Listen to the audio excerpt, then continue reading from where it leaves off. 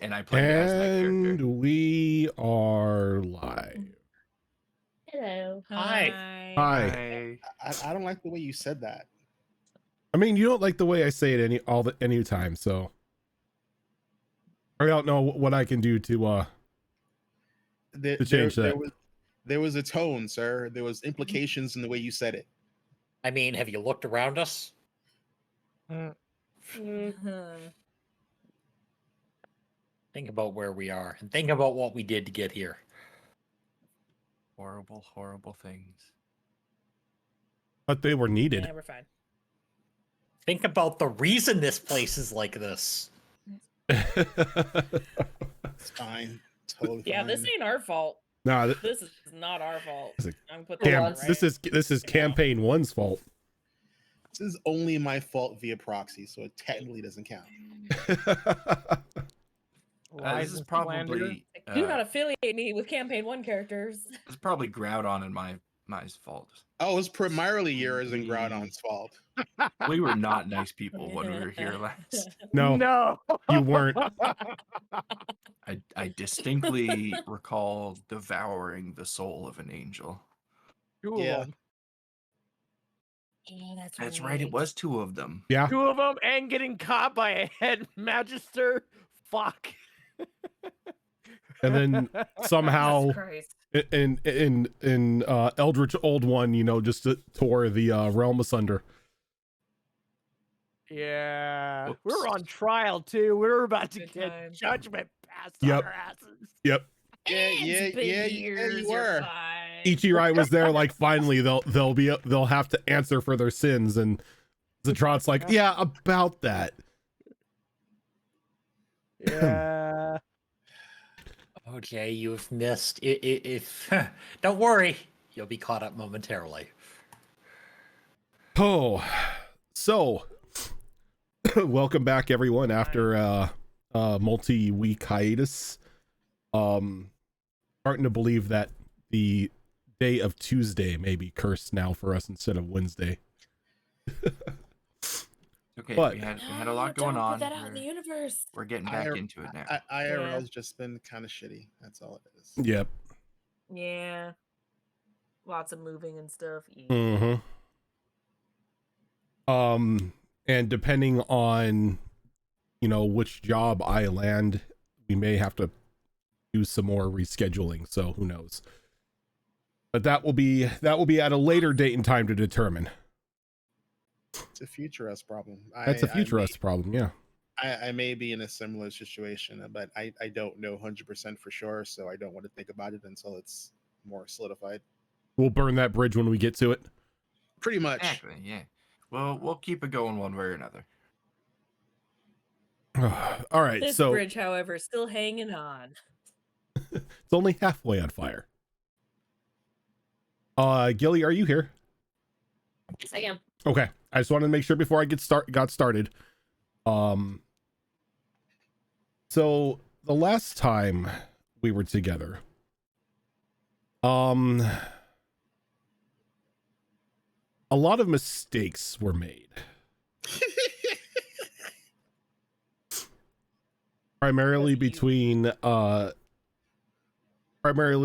from a certain celestial born person and a goblin.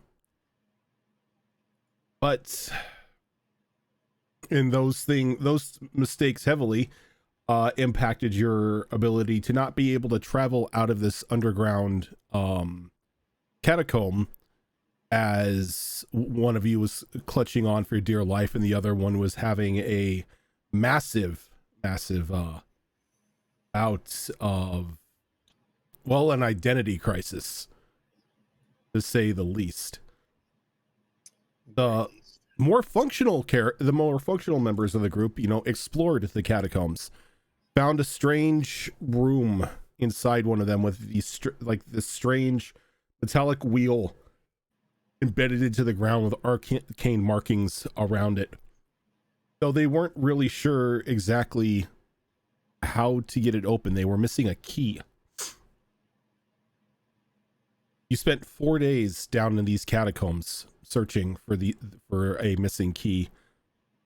once Kemek finally came to, and you all were, for better or for worst, well rested enough, you began to do one more once over of the catacombs and then into that room.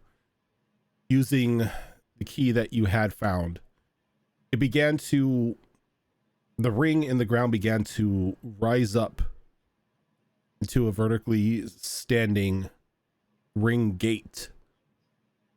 The other side showing you a gazebo located in the celestial realm. Filled with hope and maybe a bit of desperation, Mia really wanted to go in there. And it took a bit of convincing for some other members of the group to go in, but they did. Though it wasn't the heavenly realm that Mia was hoping for, finding nothing but ruin and desolation all around them. The once golden city of the Celestials now bleak and gray. No gods on their thrones, no angels soaring the skies, just desolation and emptiness. While this was going on, Nolani had a bit of an adventure on their own, learning more of their, not only of a part of their past, but the past of her clan. Information given to her by the Snow Mother to do as with what she pleases.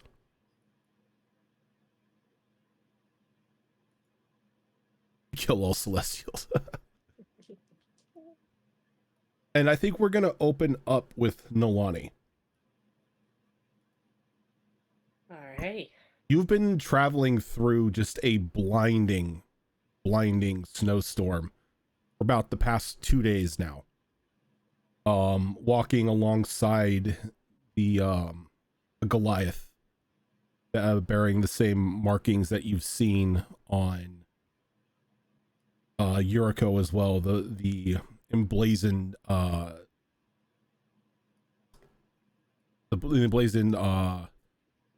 snowflake on their shoulder, leading you through the snowstorm as a guide, making sure that you did not lose your way. They haven't really been much for conversation, only sort of barking orders here and there in order to make sure that you stay on the right path. Though they've given you the understanding that they're leading you to where your friends currently are. The Snow Mother telling you on your way back that they were going to need your help. Things were not looking good for any of them, even hinting that Kemek has come close to death about 2 or 3 times now.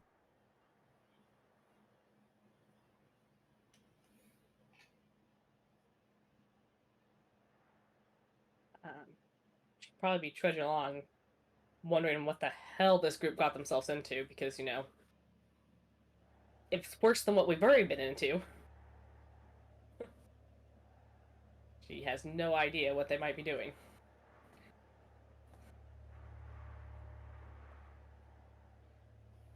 There's probably mulling over the information the Snow Mother gave her, because that was a doozy. And there's a moment of time as you're walking through there. You see off in the distance, even through this blinding snowstorm, like a pulse of light sort of like shooting out in all directions across the landscape. And it gives the Goliath with you a bit of urgency as they begin sprinting forward, just looking over their shoulder, calling out to you, keep up. Things just got worse. What was that? let's just say your friends just opened something they shouldn't have. Sounds like them. He just continues on running, not really responding. Going to give chase after. Huh. 'Cause I don't want to get stuck in the snowstorm by myself.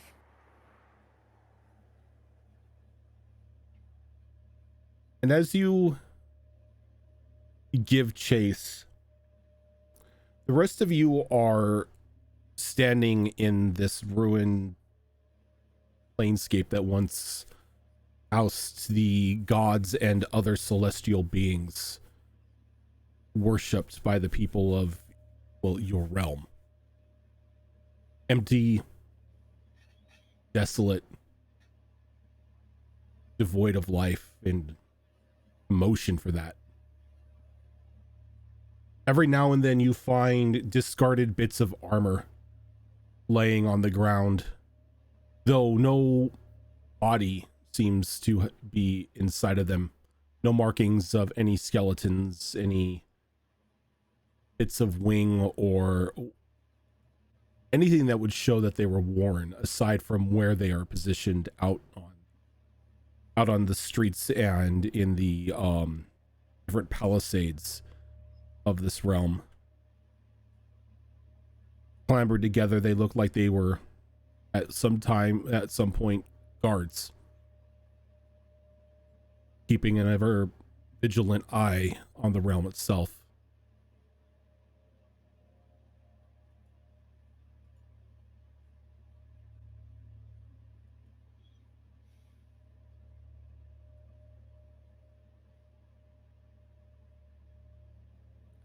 I don't know about the rest of the group, but Mia is I think she's just kind of standing there looking at all of this, like wide empty eyes, mouth agape. She's got nothing that she feels she can say or do right now. This was supposed to be salvation for her, but it's just destruction.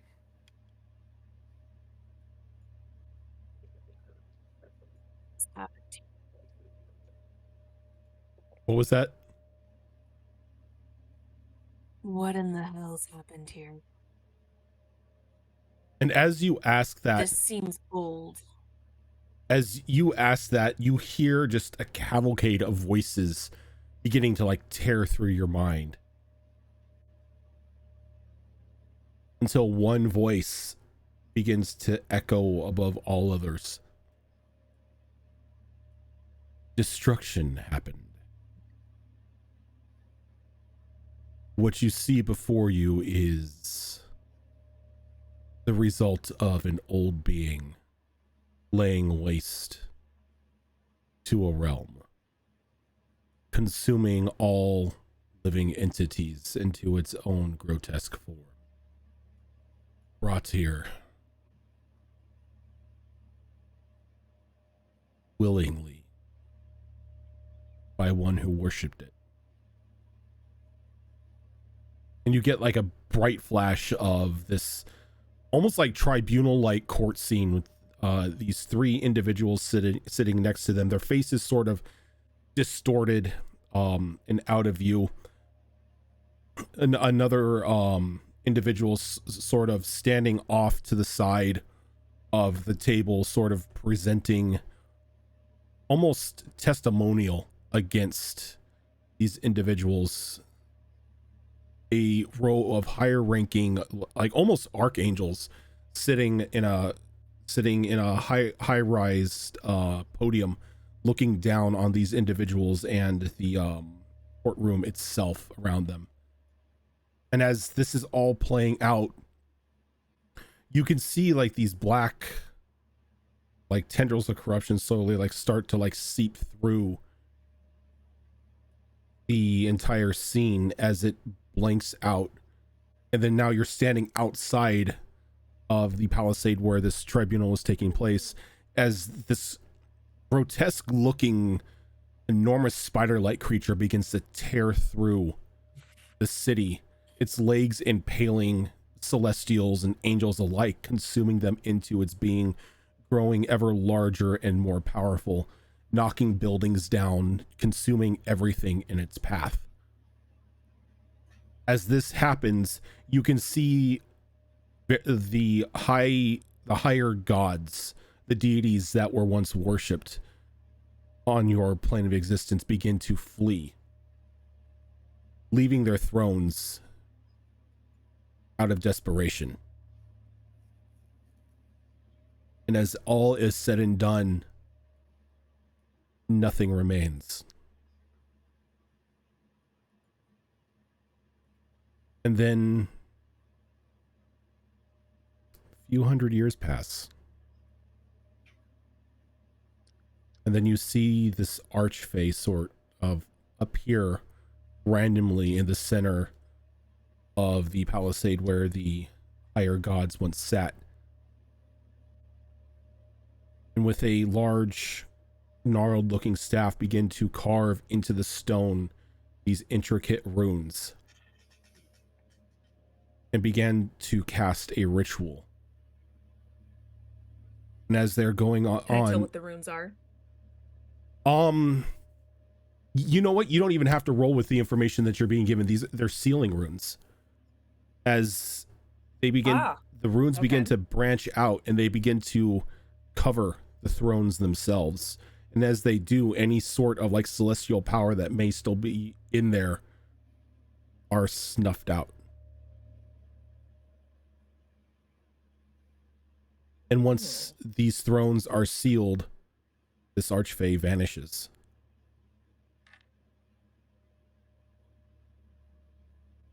And then it's quiet once again.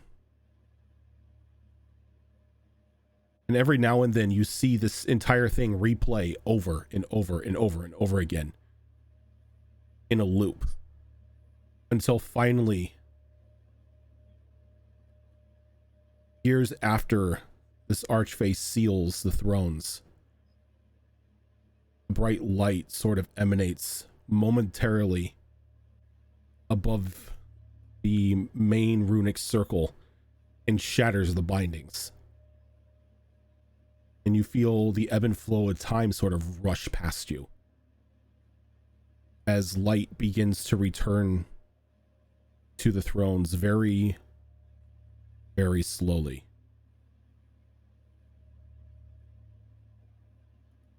And then you see off in the corner, behind one of the pillars around the palisade, this small, diminutive figure, maybe standing no taller than you, Kemek, peering around the corner, a singular orange eye in the center of its face, slowly begin to creep out and start to feast on the light emanating from the thrones. As it begins to grow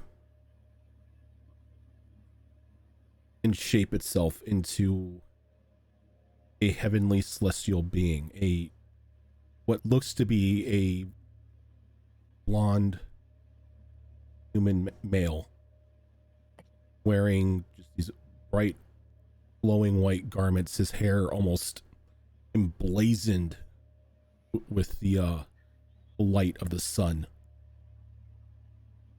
With a very crooked smile, he vanishes from the realm. He vanishes from the celestial realm.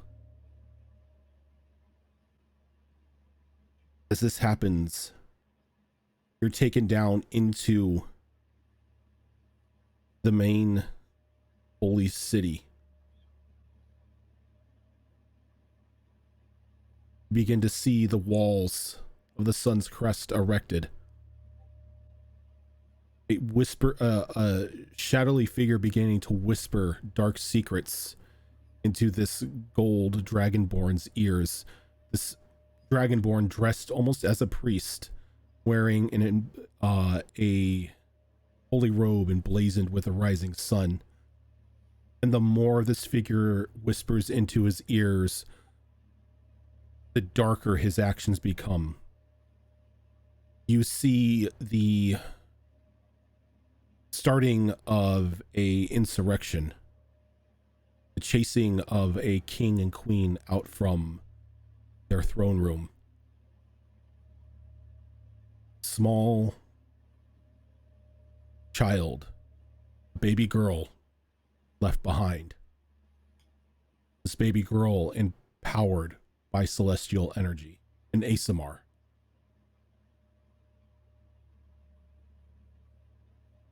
This gold dragonborn begins to care for the ASMR child and raise it, though all the while regurgitating everything that the shadowy figure said to it to her.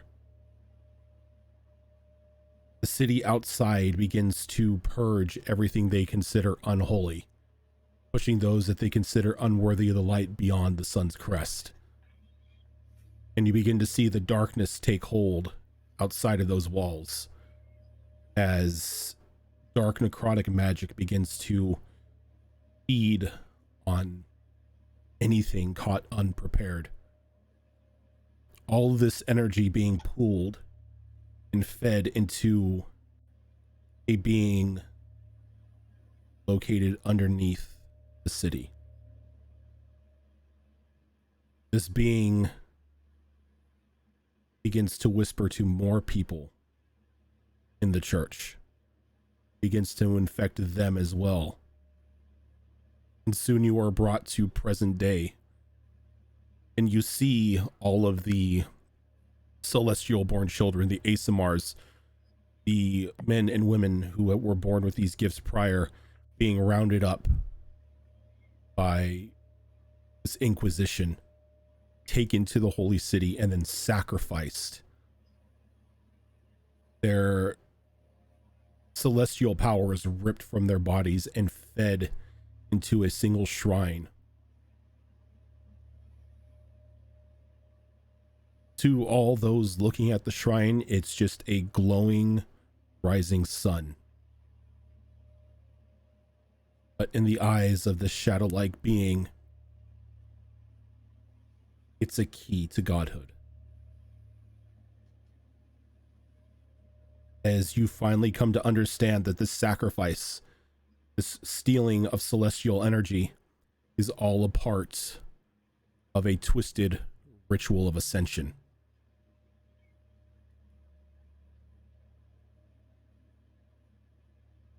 Oh shit. As you're pulled back into reality, as you just finished asking that question of what the hell happened.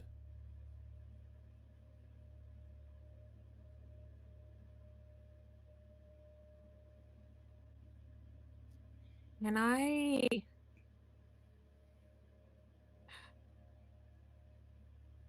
could I do a roll to see what those creatures may have been? The spider and the creature devouring the light before it manifested? Yes, go ahead, and actually you wouldn't even need to, because of your connection to that creature. It's Okay. it's an old god, one of the first created beings of life when this world was created. An old god by the name of Zitrat.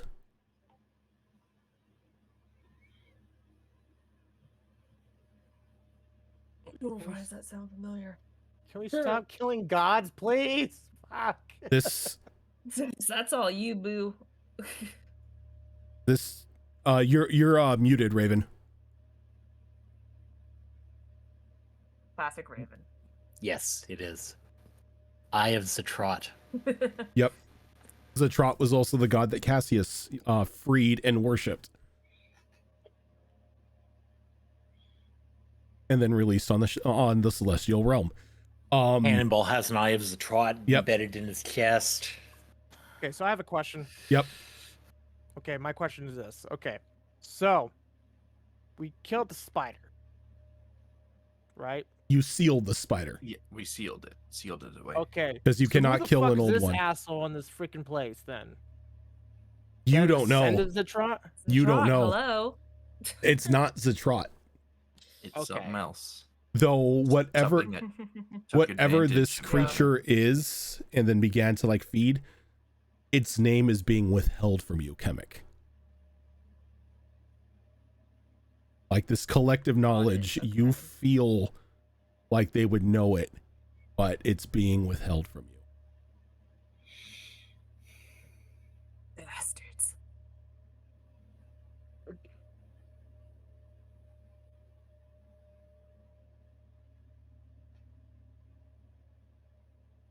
So as soon as I pretty much finish my sentence of what the hell is that and get fed all that information,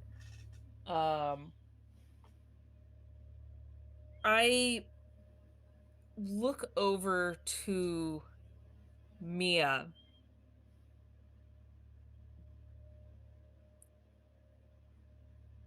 I'm afraid we won't find the answers you're looking for here.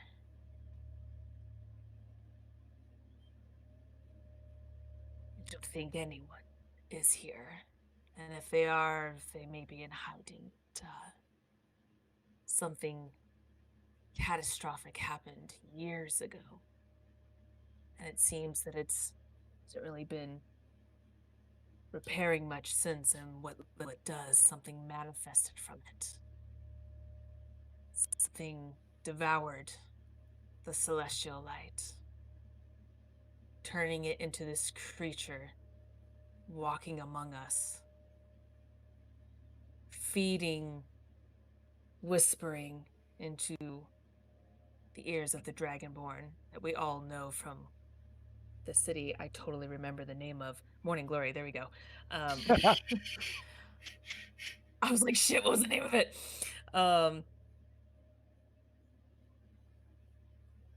Long story short, this creature wants to become a god. And this is how he's going about it. By continuously devouring celestials and celestial light.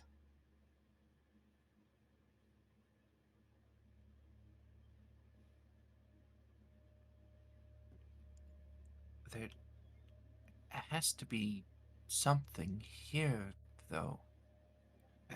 Even if all the people are gone. I mean, this place was. It should have been incredible, and had vast libraries, artifacts, anything that could help us fix this. We have to fix this, Kemek. I'm not really in for repairing a plane, but I am all for stopping one to ascension. Especially since it's affecting our plane. Don't know if they are the cause of this. I'm not sure. There were people on trial, and then it blurred to destruction with a spider-like creature. And then it was just an apocalypse. I don't have the in-between, but that is what I have. So I don't know the steps of how it came to be. But for now, I would like to try and stop the being from here, back in our plane. And this being, this creature that's back home and influencing the head of the church, it came from here, you said, and it did something that stopped this place from recovering? Any form of celestial light trying to heal this realm was being devoured by this creature before manifesting itself into whatever it is. And the best way I could describe it is, well, take no offense when I say this, but the way he looked is probably your type. Tall, fair-skinned, beautiful blonde hair. Not one like an elf we know, but not that elf, to put your mind at ease.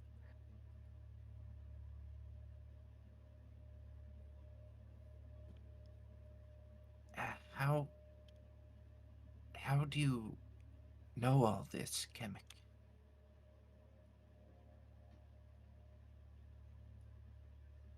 Oh crap, you weren't conscious when it happened. That's true. I think I was dead when it happened. Kamek, you were. I was dead at the time.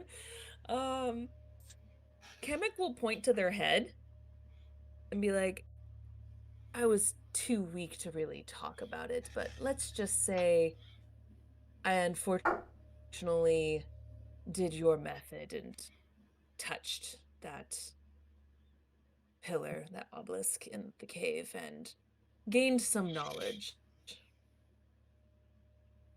And they fed it to me. You Does the name Zatrot anyone know that name Zatrot at all? does that name mean anything to me? Not even, Sure. not You have even it me, down. Virgin. Can't say I've ever heard it before. Yeah, nobody here would Oh. know that name. Yeah, that's fair.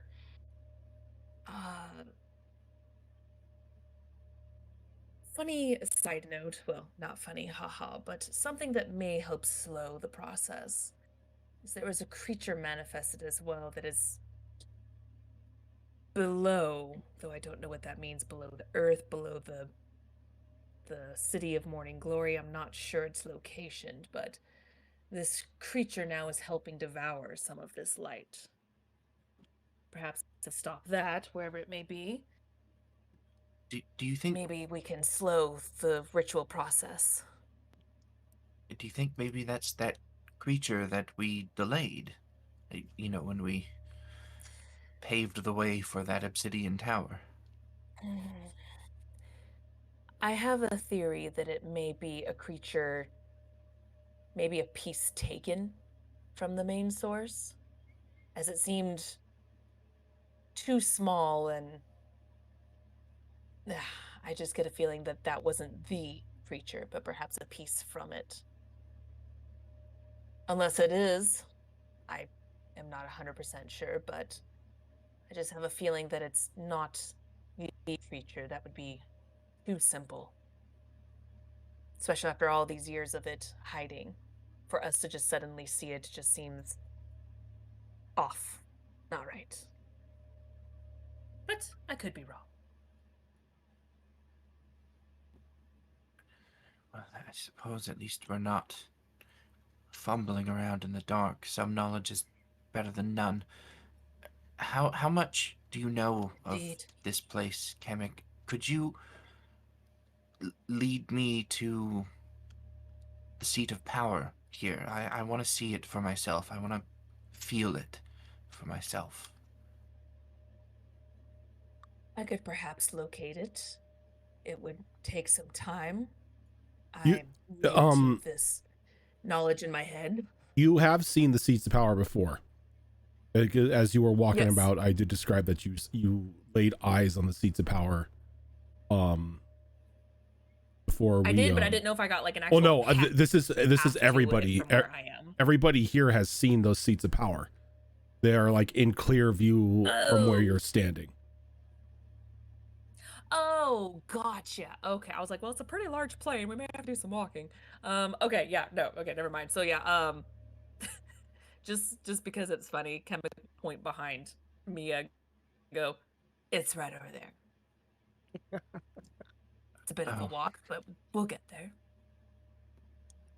Yeah, I need to go there. You know, I do too, actually. That's where the healing process was started, where the creature came from. Wouldn't mind looking around. I'm not expecting much evidence, but wouldn't hurt to take a peek and see what we can find.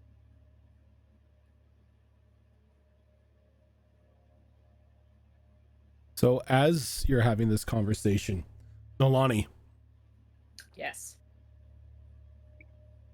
you and the other Goliath have been running for what feels like days now. But he's come to a sudden stop, and he's sort of like held up a hand and told you to get down. This blizzard has not let up this entire time. So he looks to you and says, there are numerous soldiers around this area. I do not know why, but we need to play it safe. Follow me. Walk when I walk, run when I run. We should be fine. All right, lead the way.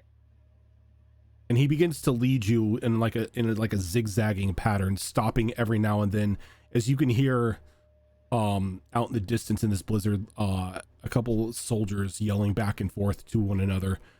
It almost sounds like they're looking for someone, but they can't really get a grip on anything due to this storm. Do they make any mention of who they're looking for? They don't. They just keep referring to the target. And you keep going through these zigzags, stopping, going.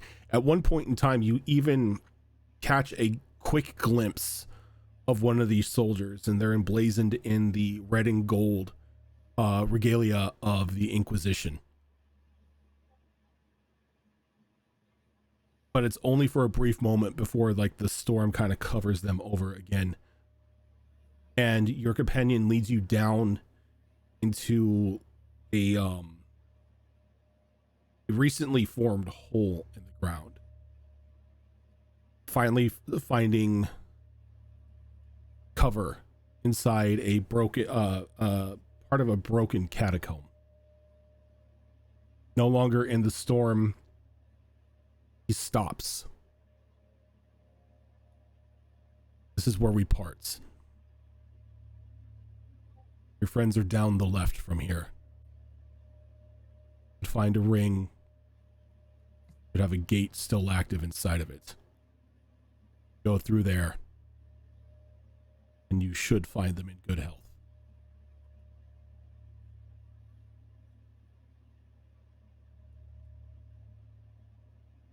All right. Appreciate the assistance getting here. He gives a nod. It was my honor to walk with one. It was such a blessing. And then as soon as he came, he's gone, and he goes right back into the storm and runs out. She probably looked a little uncomfortable at the mention of a blessing. She's not used to people referring to it like that. And I'm more to follow his directions to attempt to find my companions. Okay.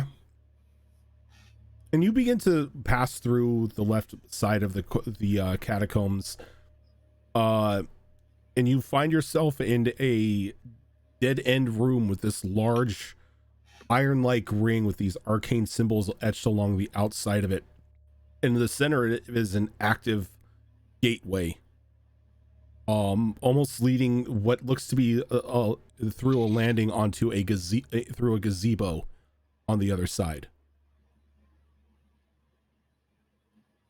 Once I pass through and I feel the my link back to the brand I put on Chemic again, I'm more start heading, using that to follow and find them.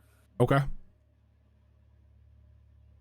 Those of you who are already in the realm, as you begin to traverse towards or begin to head towards the seats of power, there's a bit of an audible thum that comes out from the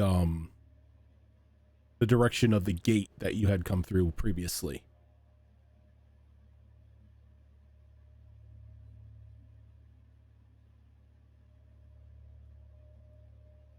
Look back around and see what that is. And you didn't travel too far away from the gate itself when you came across the first signs of destruction and then the seats of power. You couldn't begin to make out a very familiar Goliath heading towards you.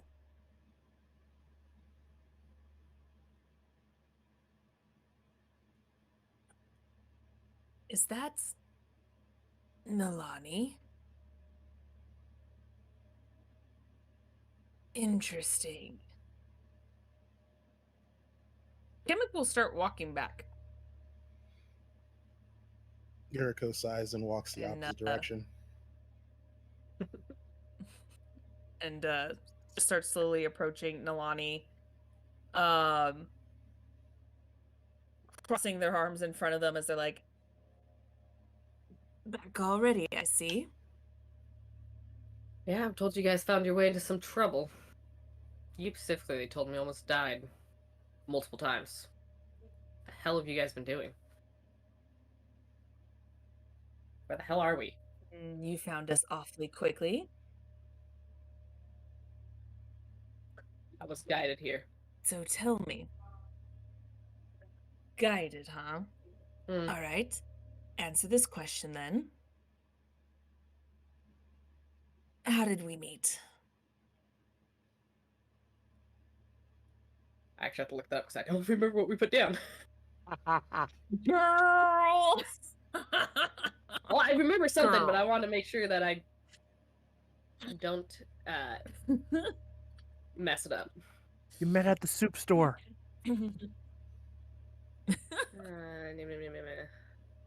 No, it's called Soup Kitchen. Thank you. We met in some ruins.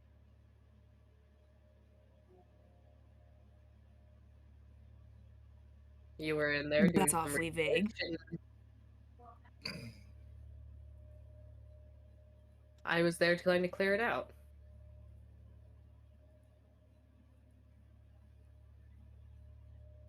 And what were you clearing out?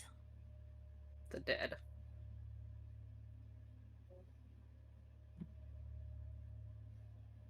They'll walk up closer to you and pat you on your thigh because that's as high as they can reach on you right now. And give you that big, long, toothy smile and go, "Ah, welcome back." I don't know why you're so You have suspicious. missed You a could lot. just use your eye. I know, but some things have happened, and I like to be a little extra cautious just in case. Did Kemek forget about I'll their explain eye? along the way. Maybe a little. Maybe a little. Plus, old habits die hard. Hmm. Well, welcome to the what's left of the celestial plane. Walk with me. I'll fill you in, at least the short version for now, until we make camp. Sounds good. Then I'll have to fill you in on some of the stuff I learned. I will. Good. I want to know why they took you away so urgently. Hey, Erosion. And I will. Oh, go ahead. I was gonna say, while that conversation over there is happening and Yuriko's meandering around, she's going to reach into her thoughts and see if the Still Mother stopped being a raging bitch, and she's going to ask, "Is there anything here of value to either me or you?" And you think a question like that would get somebody's attention, but it almost feels as if where you're at right now doesn't necessarily have any sort of connection to anything else. So do I feel cut off, or You feel cut off? Yeah, you feel as if like something is blocking your connection to the Snow Mother.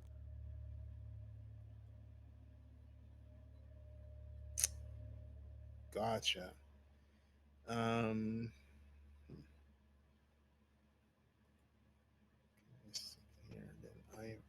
then I see. I think all of my spells are attack based, so I probably won't have anything I can do. But it doesn't hurt to check.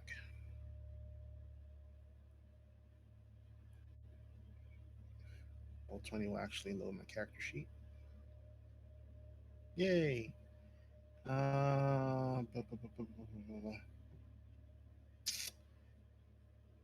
is there anything like up high that looks interesting? Anything, 30-ish feet above? 30-ish feet. I mean, you could get up on if like there are building top like rooftops and stuff you could get up to, but if you look up like straight up, it's just a dead sky. Oh, so there's still like at least some structures of buildings left? Yeah, there's still some like structures of buildings that were not completely destroyed, or they were missed in the destruction itself.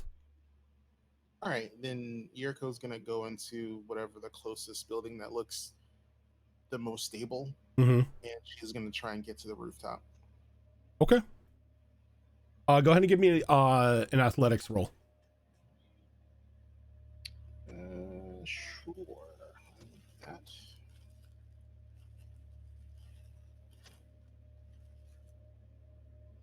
Athletics. What's my plus of that? Okay. No, that's not good. That's a 1. Ow. So you will begin to climb up to the roof, and you get up there. But as soon as like you take your first step, you sort of step on a weak part of the roof, and you go crashing through back down to the inside of this building.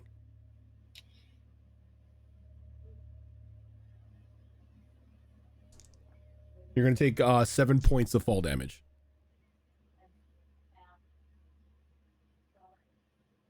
And as quiet as this area is, everybody hears this. Everybody hears something crashing through the roof of some building off in the distance.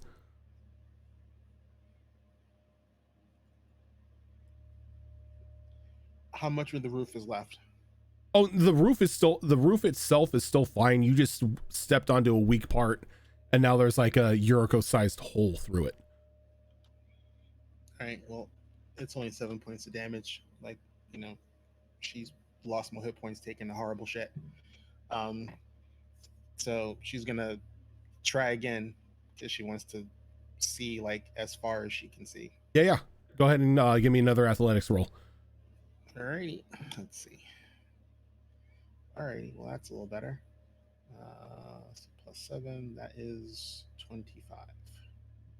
25. Okay, this time you make it up without a problem, and now you're like testing every step you take before you actually take it to make sure that part of the roof can support any sort of weight.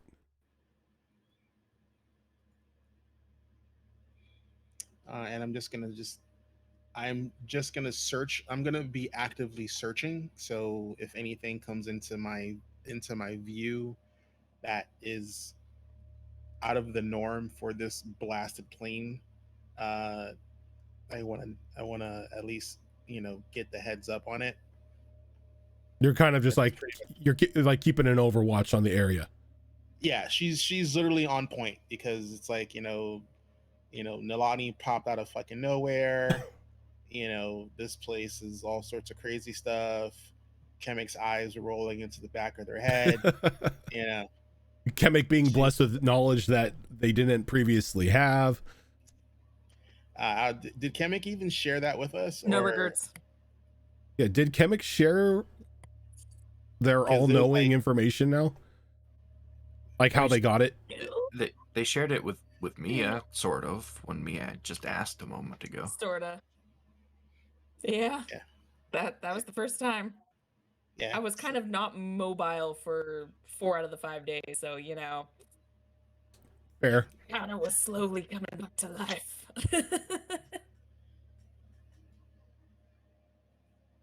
All right, so Yuriko is on a bit of an overwatch right now. What are the rest of the group doing? I mean, I'm still going for the thrones. I probably stopped for a moment to see what the noise was, and then, seeing it wasn't something emerging from the depths of hell to come after us, I just continued on towards the thrones. Azurclaw is actually going to be picking through sort of the rubble and just the absolute disaster, looking for any sort of indicators of information beyond what we know, like left behind fragments of things. Okay. You can go ahead and give me an investigation roll for that.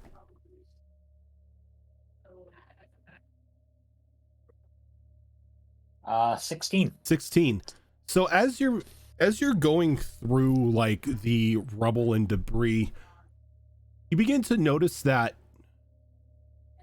it seems at some point in time something came through here and started looting, taking everything that would be of some sort of value in one way or another. And as you're going through, you come across a strange skeleton and underneath a bit of larger debris. This creature's maybe 4 feet tall, though it has the body itself is sort of misshapen, and it's got these or at one point in time had these like large wings coming out of its back.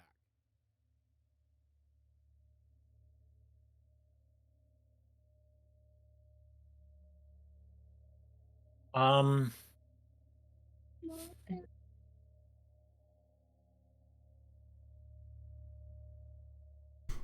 going to go grab Kemek. Okay. I'm at the back of the line right now, just catching up, Nalani, the very short version of what happened in the cavern, what happened to Mia and myself. Very short version, the summoning, and then us ending up here and what I saw with my knowledge. So she'll get more details when we're sitting down at the campfire. This will be dinner talk later for more details, but at least cut her up with the TLDR version for now, as we're both walking back to the where the throne is and everything.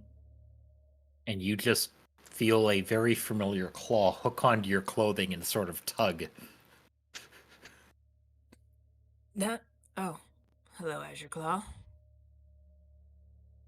Found remains. Not normal remains. From a creature? From creature possibly not belonging here. Ah. That's you do things with bones. It is my passion, yes. I am known as an anthropologist. Just feel that tug again. It's like, come on. Oh, okay, yeah, no, take me. I'm very interested. I will lead Kemek over to the should not be here remains. Okay. Is this a spider? I'm sorry, what? Is this a spider? No, it is not a spider. Ah, damn, all right. Is it a bee? I'll take a peek. Kemek, Get out of here. talk to the bones.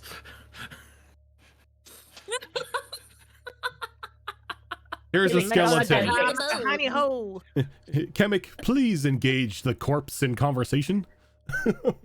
Hey, look, this is why Nalani keeps Kemek around. She don't want me touching that shit. Listen, this is not the first time Kemek's been requested to have that job, to do that kind of thing. Interrogate the Y'all skeleton. want me to touch shit. Just the dead shit. Y'all hate to have me, but y'all want me around. It's dead. Can you talk to it? Is it? Yeah, and I'm so close. I can't quite learn speak with dead yet either, but I'm getting close. You have other Not things that you can matters in do. the situation at the moment, but yeah, no, I will observe the bones. Oh, I have plenty of other things I can do for sure. You will observe. Why do you think I took mold earth instead of, everything else? All right, you're going to Prestidigitation. you're going to observe the bones, you said? I am, yes. Is this just to like determine what sort of creature it was, or are you trying to do anything special with it? For now, the basics. I want to see if there is an actual bone structure to see if it creates a picture, and if it's all kind of jumbled, then I'm going to start inspecting the bones. From what you can see, that isn't buried underneath this, like the rubble that kind of was the killing blow to this creature, the exposed portion of the skeleton still seems to be rather intact. Oh. Then yeah, I definitely want to start studying it and see what the heck this creature is. All right. Go ahead and give me your choice, a medicine check or an arcane check. I mean, I'm proficient in both, but arcane is definitely higher. So I will do that first before I start touching it. Oh, we starting off strong. That is 27. A 27. You are looking at the remains of a crushed imp. Ew. How large is this? I said it looked about to be 4 feet tall. If it were to stand up, it'd be about 4 feet tall. Okay. Yeah. Oh God, I thought I heard you say 40. I was like, wait, imp, they're not that big. Okay, never. Little do you know. It's a big boy. Damn, boy. Okay, yeah, no, that's yeah, that's very interesting. I'm gonna go ahead and do yield faithful, and I'm gonna go ahead and do my reading spell. Where are you? It's been too long. Read object. As I don't know if that popped up for you guys. There we go. Yep. Read object. I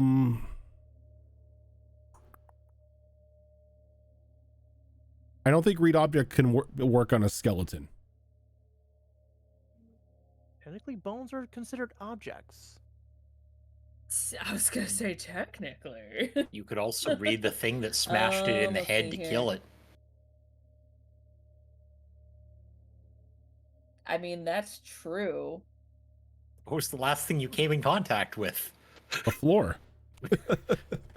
No, an imp's head. The floor. Yeah. came back to the floor If after it they've said. doesn't work, yeah, right. If it doesn't work on the bones, then yeah, I'll do it on the weapon. It wasn't necessarily a weapon. It was debris. It was pretty much a large chunk of ceiling that kind of came detached and crushed this thing to death. Oh, gotcha. Because like Okay. the upper body is still sort of like exposed. That's why Azure Claw saw the skeleton in like the long wingspan, but like the lower half of the imp is pinned underneath this large debris that's on the ground. Fine, I like to use a wish. Just kidding. Okay. I'm sorry, what? Okay. You don't have the wish blade, that's Azure Wait, Claw. what? Get out of here. Okay. Well, it's no secret from the bone structure, especially the head. What's left of it anyway. This is a imp. But I know that I mean, it's no surprise the hells and the celestials have always been at war with each other, so this could be just part of that war. It's hard to say, but it is an imp. But they usually have a lot more that come through, so I wonder if there's more lying about, or if it's just the one. If it's just a one, it could perhaps be a messenger of some sort. It's hard to say. It's not allowing me to read the bones, though. But that doesn't mean I can't find more information down the road.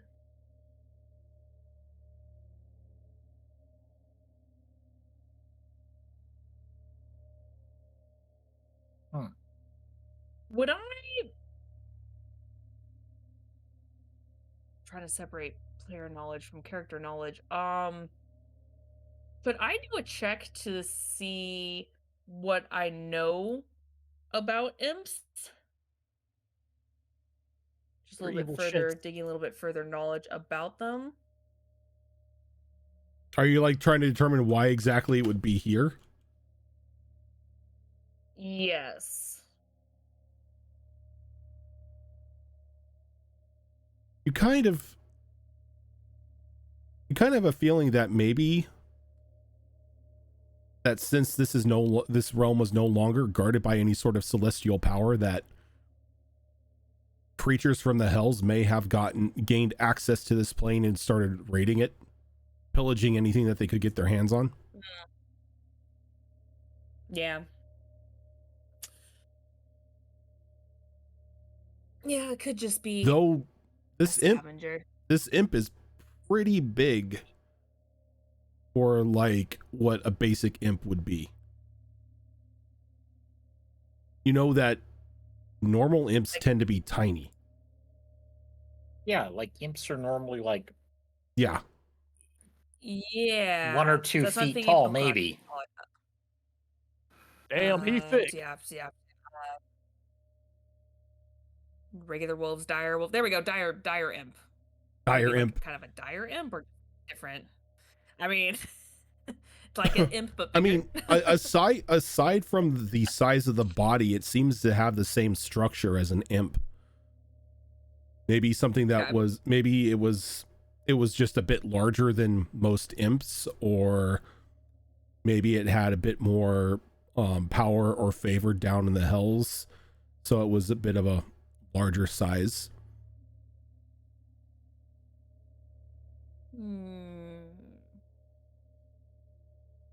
You know, I don't know if this has any connection at all to it, but this imp is quite large. Imps are tiny. But much, much smaller than you and I. But this one is bigger than us. And the creature I saw before grew as it absorbed celestial power. I'm not saying that this did the same thing, but I wonder if something similar happened where maybe staying here, or maybe the creature it served gave it some power to grow. Or maybe it touched an object here while it was scavenging that affected its body. I'm not sure, but imps are supposed to be small. Very small. This is just about our size. That's not a thing. No.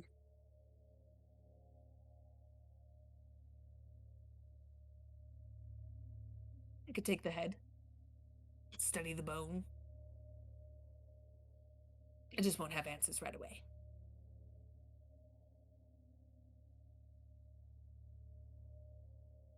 Answers later are better than no answers at all.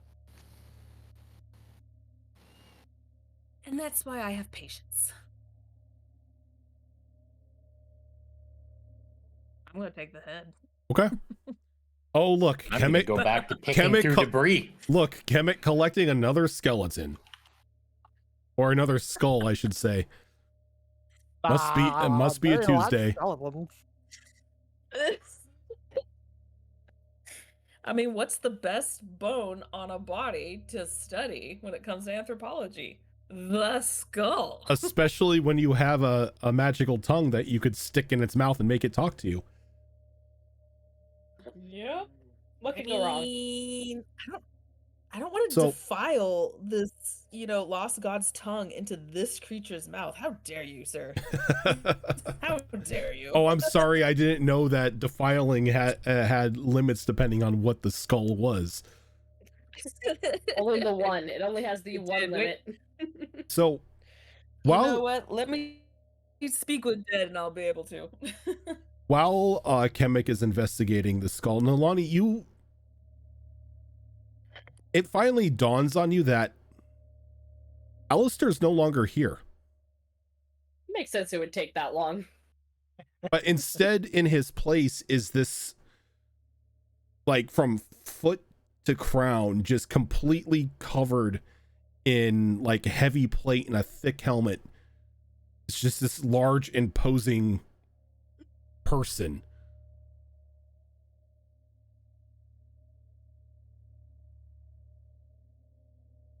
You're new.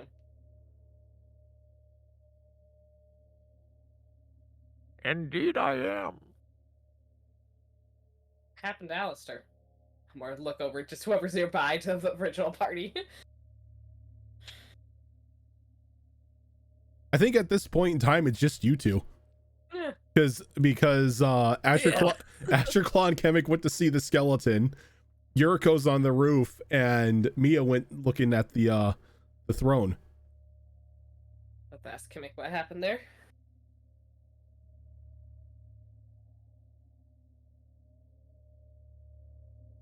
What do we call you? The name's Scion. You could also call me Deckard Bane.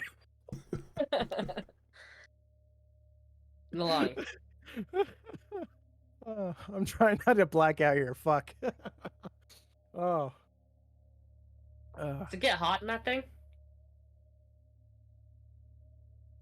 Sometimes.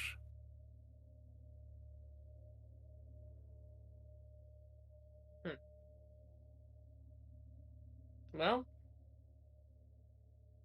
hopefully you're as confident as you look in that.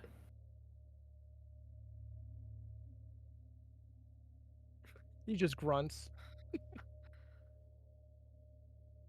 I'm just gonna keep walking towards where the rest of everyone else is. Okay. He's a man of few words. Like, give him money and he'll fight. She's really tempted to give him the unhinged hunter's mantle, because I don't yet have the proficiency to wear it yet. That's right. Uh-huh. Oh, I forgot you had the hunter's mantle. Uh-huh. I still have the proficiency to wear it. Yeah, it's heavy armor. Yeah. Yeah, it's heavy armor. Yeah. See, I forgot that was is that even a feat in 5th edition that you need to take in order to wear it? Depends on you the... can take it. Yeah. Interesting. Okay. I didn't don't know. have heavy armor. Yeah, so no, you can take proficiency, it. So.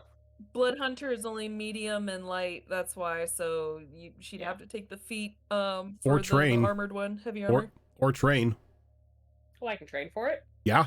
Training montage. Let's go. Hell yeah, I'll do that. I mean, it's just a clock. Pretty much, you would have to train for a certain amount of time in the heavy armor, and then afterwards, after the training and everything, you would gain access to that feat. Heck, I can even teach you.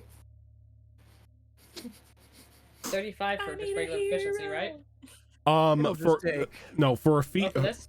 for a feat, it's 72 because it is 72. because it's a feat. That makes So, sense. I'm just going to set up something so I can keep track when we Yeah. start doing that. Okay.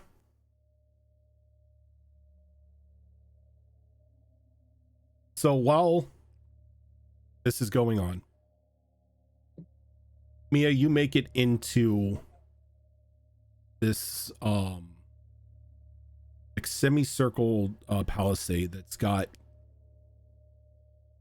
about 6 chairs sort of evenly spaced around the half circle. Each of them these large. Now at this point in time, it looks like these thrones at one point in time were made out of gold, but this gold has like lost its luster and lost its beauty. It's sad to look at. And on the ground, you can see the remnants of like this runic circle that was carved into the stone all those years ago. But the link from the runic circle in the center and the ones that spread out towards the chairs has been pretty much broken.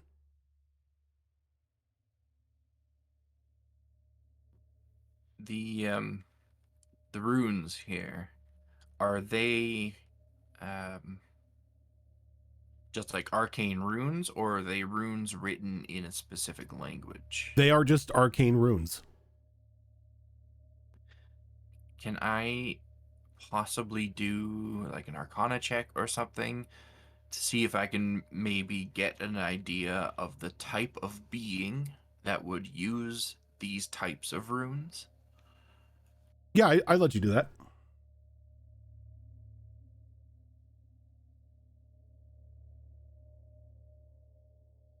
Oh, that's gonna be a Jesus Christ, a 27. Okay. See, when you said Jesus Christ, I'm like, is that a 1? I forgot how high So- her arcana is. With that, with the way that the runes themselves are carved and in the position that they're in, and just like the general structure of the runic circle, this seems to be more somebody that was taught the semblance of fey magic, like very powerful fey magic. We know a few people that would fall into those categories. Most of them are, like godlike beings. I'm going to kind of pace around the area here, kind of dragging my fingers across the backs of the thrones as I walk past. Just kind of taking in the sight and the feeling of this depleted seat of power. Is there anything about it that might indicate to me that it could be restored, that there's still a glimmer of what was once here, or is it just there's nothing anymore, nothing at all? With an arcane check of with like that high of an arcana roll, you know that these thrones aren't destroyed. It's just they've had every ounce of celestial energy just ripped from them. These chairs sort of almost act as a battery. So if any celestial energy was fed into them, it would happily take. It's like they're batteries and the power is low.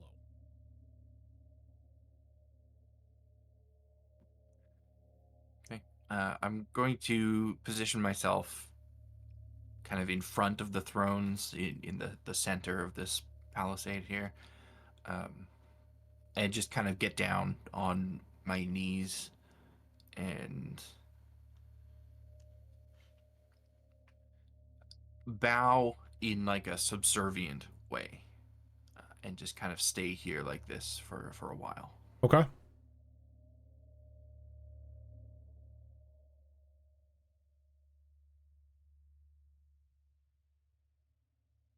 And you remain there for a while, bowing in a subservient manner, but nothing physical happens.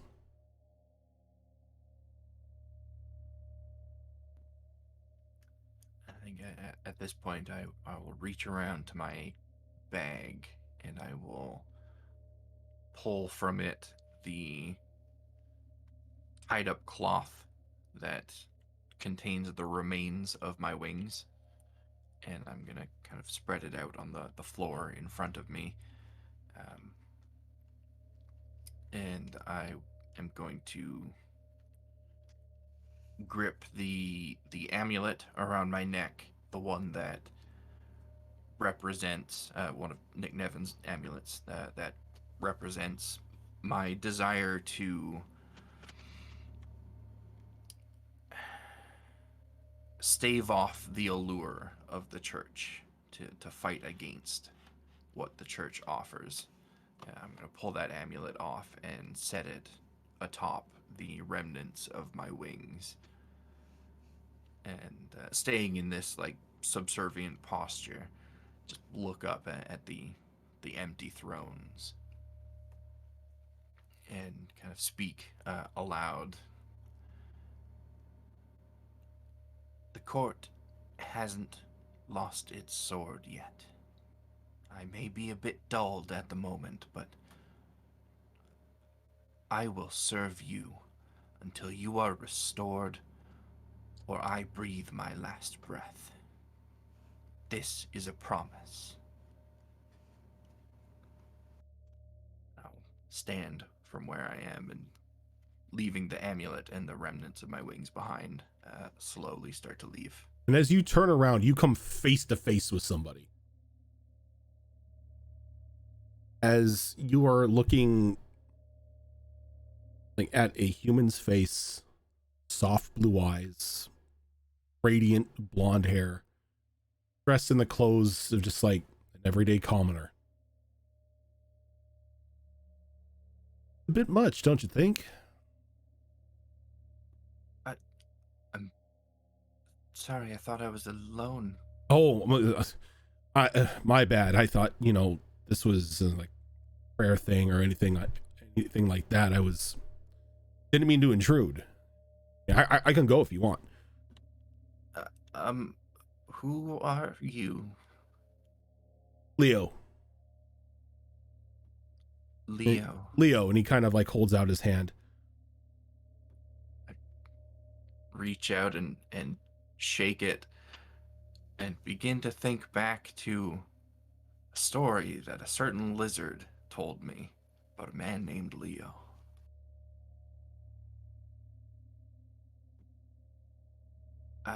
I'm sorry, Leo, I think you helped a friend of mine. Friend of yours? Yes, a gecko folk.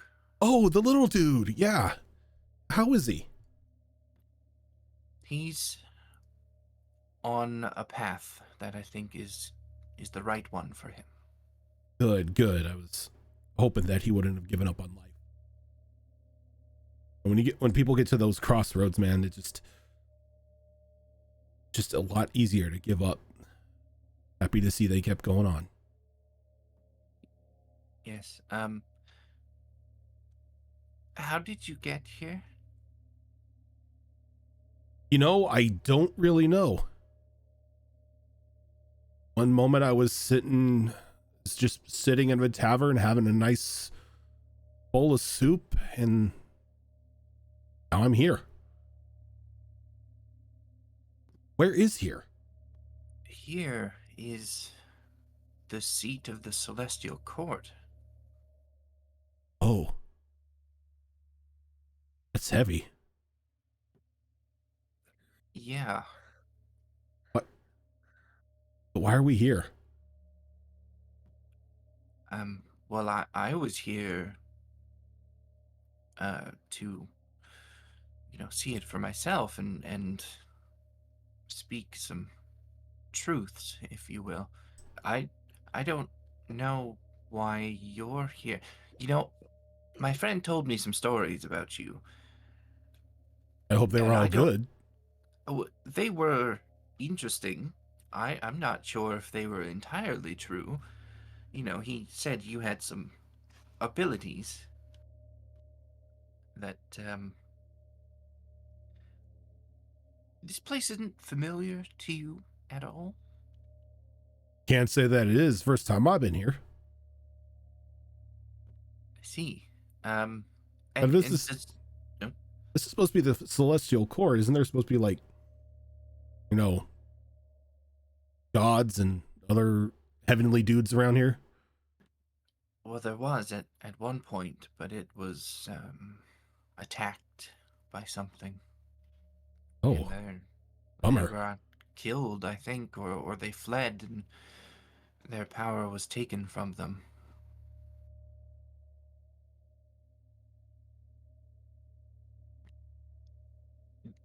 Do you, by any chance, are you familiar with the name Lathander?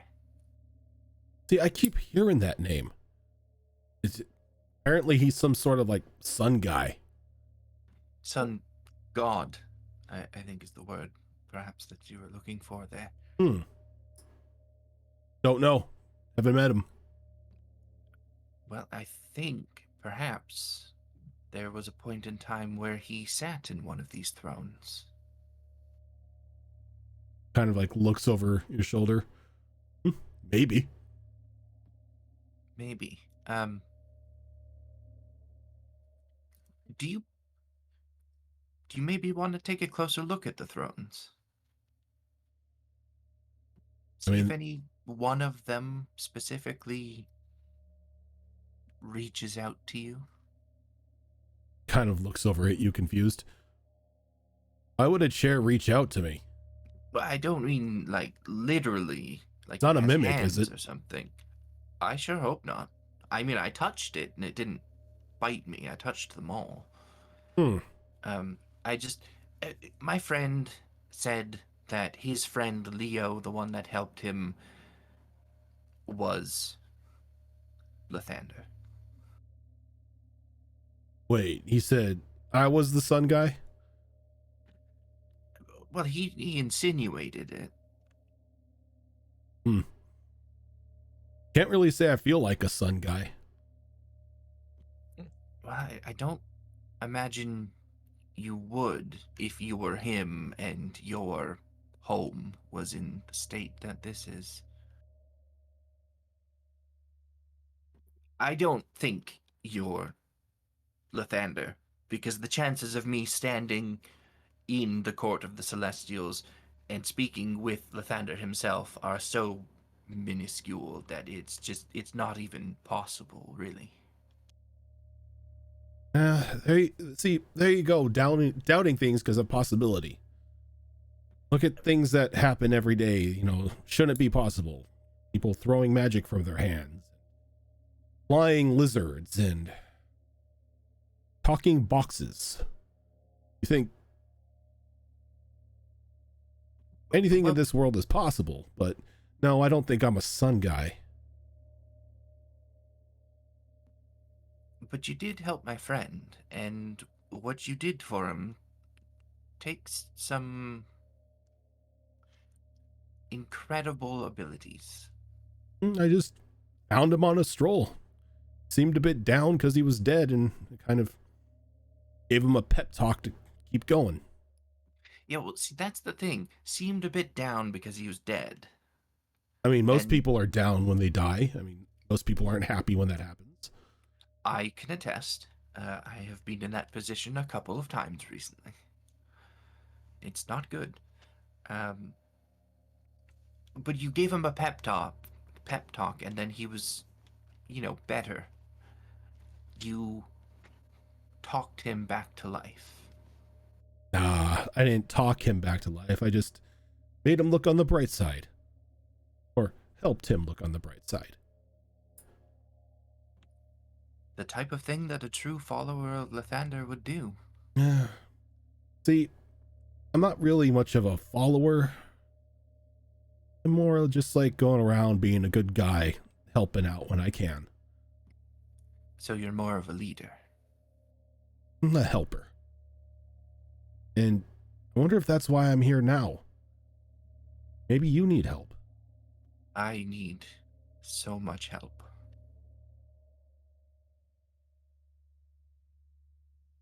Dazarin's camera frozen for anyone? Yes. Yeah. Okay. Yes. Absolutely.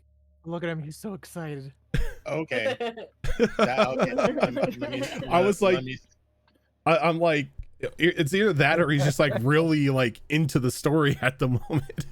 no, keep going. He's like, I will somebody. try and figure out what the hell's going on. I think I have an idea. I will fix shortly. Hold on. Okay.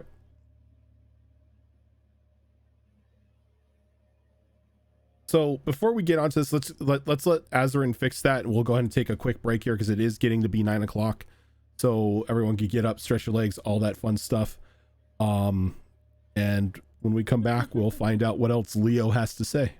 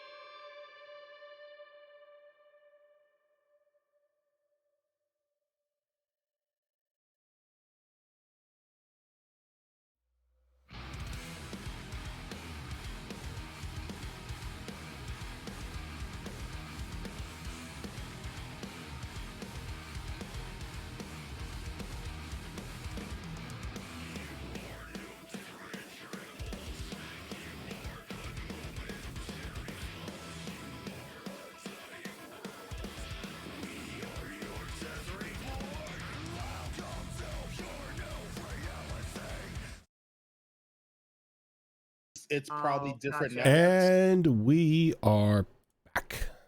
That's Hello. correct. Hi, happy we for you. definitely weren't talking about porn. Never. We were definitely talking about porn. We were talking about elevators. What are you talking about? I was talking about it. That's part of porn. Okay, okay. I'm all for it. Go on. Go on. So, back to something that isn't porn. Yay. No, it exists. It exists. It exists, 34. but it exists, but it's not on the stream, so it doesn't matter. Yay. Yeah. Fade to black. So while this conversation is going on with Leo, Yuriko, as you're scanning around, just like keeping an overwatch on everything, you see an individual standing maybe Out of nowhere. literally appear out of nowhere. It's like one moment he was there, you blink, and then he's like standing right behind Mia. And then she comes face to face with him, and they begin to talk with one another. So they're just talking. They're just talking. This guy doesn't seem like he has anything on him, just seems very calm and collective and laid back. Okay.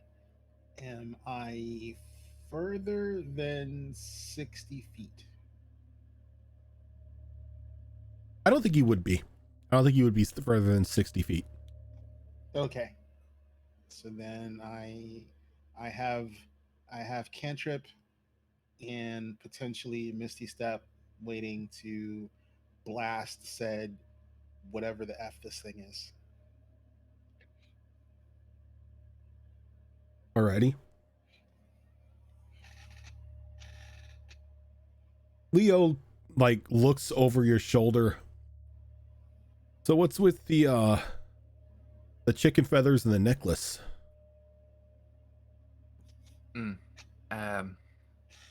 Chicken feathers, that hurts a little bit. These thrones, these seats, back in their heyday when they actually had their owners sat in them, around this palisade would be stationed, I imagine, my sisters, Valkyries, fighters, protectors. But I am not really among them at the moment. She kind of takes off her hat and lets her jacket fall to the ground and turns around and points out the nubs on her lower back. I was once a proud winged Valkyrie, but recent events have stripped that from me. Those chicken feathers were mine at one point. Oh, and I didn't mean any offense. I didn't know.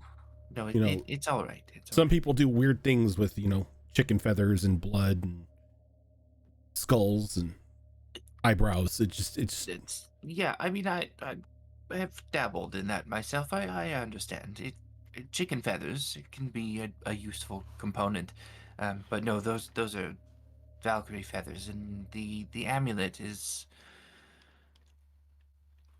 Well, I'm not entirely sure exactly. The one that gave that amulet and the other two that go with it to me wasn't entirely clear on their purpose, but I think they represent milestones that I need to overcome. Represent desires and secrets of my own in a strange way. So I was placing it there with my feathers as kind of part of my promise to try to restore this place, or die trying to restore this place. Why does everybody make that promise? I'll do it or die trying. Why not do it or just not do it? Why do you have to die if you fail? I think it's less of a promise to die if you fail, and more of a promise to keep trying until there's no breath left, or you succeed. To give it everything that you are, to give it everything that you can. I mean, I've already given it so much. I don't have much left to give, but what I have left, I'm willing to give to try and right the wrong that has been done here, to try to at least restore my sisters to what they once were. Do I not owe it to them as one of them? So he kind of smiles and he puts a hand on your shoulder. Don't look at anything like you owe anyone anything, especially if you don't even know them. You've never met them. You don't owe them anything. If you want to restore things to the way they used to be, do it for you. Don't do it for a bunch of faceless people in a crowd. When you start doing it for people who don't even exist or may not even exist, things get muddled. Do what you want to do for you. When you do good by doing by you, you do good by other people. Suppose there's sense in those words. But it is something I want to do for me as well. I've been hiding myself away for so long. I don't think I've been honest to myself in doing that. I think I need to stand up in the world and be proud of what I am. And I think I need to take on the ones that did this in order to feel that pride in myself. Well, if it means anything, I think you can do it. It does mean something. I know we just met, but I feel a sense of familiarity with you. It comforts me to hear you say that. Yeah, I don't think the little dude would have chosen you of a friend if he didn't think you could do it too. He was much wiser than he let on. But what can we do for you? I mean, you suddenly appeared here, right? Out of the blue. Can we help you in any way? I'm good. I mean, kind of confused while I'm here and kind of worried my soup's getting cold. Can I maybe ask a favor of you? I guess. Maybe leaving my wings here in this rubble isn't the best place for them. Would you take them with you?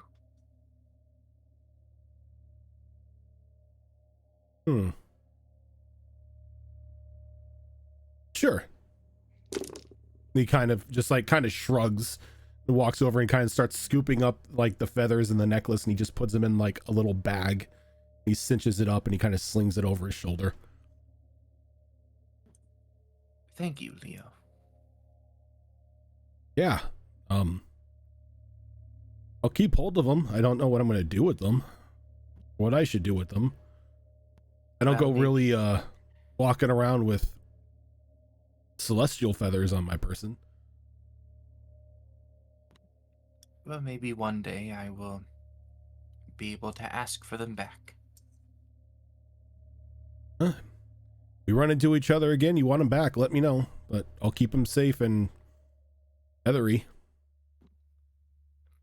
And you know what? Maybe you should walk around with, celestial feathers on you. I think it would be a good look. I think it would suit you.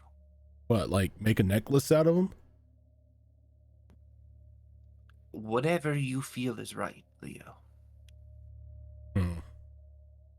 I'll have to give it some thought. I'm Mia, by the way. I didn't introduce myself. I apologize. Mia. Nice name. Thank you. We have a doorway back that way if you wanted to go back home. It the other side is kind of like an underground cavern, but I'm sure you'll be fine. I mean, I guess. Unless you want to stay. I'm not inviting you to leave. I'm sorry if that seemed like the case. I've got to get back to my soup. I mean, that's some good soup. Do you know how you're going to get back to your soup? Can you just like appear and disappear at will, or And like, as you ask these questions, the moment you blink, he's gone.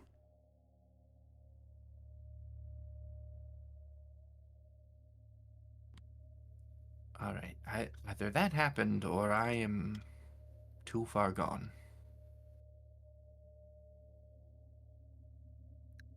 You'll be fine.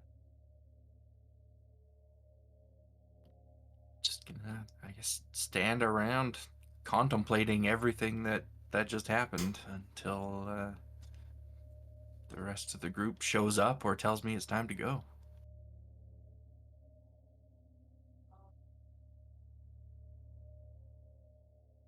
So as the little Mia Leo conversation is going on, anybody else doing anything, like looking through anything else or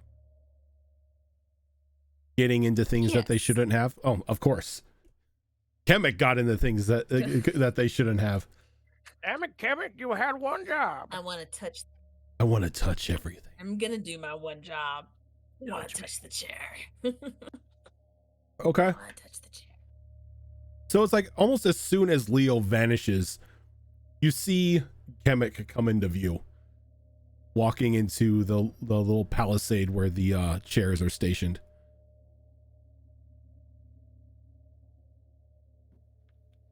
Hi, Kemek. Did you find anything you were looking for? You know, I'm not sure. I just am not sure. What do you mean? Would you believe me if I just said I had a conversation with a man named Leo?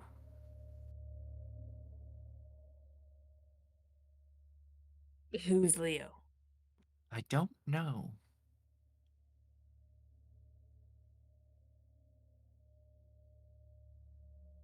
Well, I want to say no, it's not strange, but now it's strange because you don't know who this Leo person is you spoke to? I'm pretty sure he was actually here. I gave him my wings, and we talked about. He is not a god, I think. I'm sorry, Kemek. It was. There's so much that's been going on. I don't know what's entirely Yeah. real at the moment.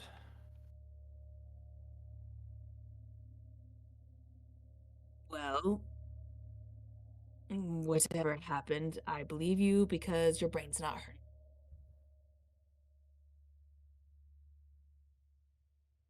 Points to their eye. Right. That. So whatever you saw is strange, but I mean, even if I didn't have this, I would. Strange things have happened. You know, it was weird when he was here and I was speaking with him. I felt this, like, comforting warmth. Like I was speaking to an old friend. But I had never met this man before.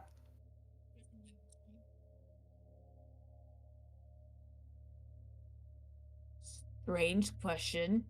It may come off as mocking, but again, strange things happen.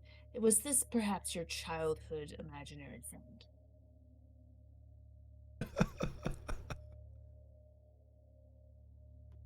No, It's been so long, don't remember. I didn't have any friends as a child, imaginary or otherwise. I was gonna say hence the imaginary, but that just is more depressing. All right, continue. No, that's just it, Kemek. I didn't have any friends. Oh. Oh. Funny I say that's depressing when I never did either. So we are I wasn't like sad about it. I wasn't sad about it either at the time, because I didn't know any better. It's not a competition, Mia. I sure hope not. If it was, I don't think either of us would be winning. No. But what I can understand right now is perhaps more about this chair, so let me see what I can find for you. Do be I'll cautious. touch the chair. You touch the chair. I touch the chair. She touched the butt. It's very uncomfortable to the touch, very cold, very empty.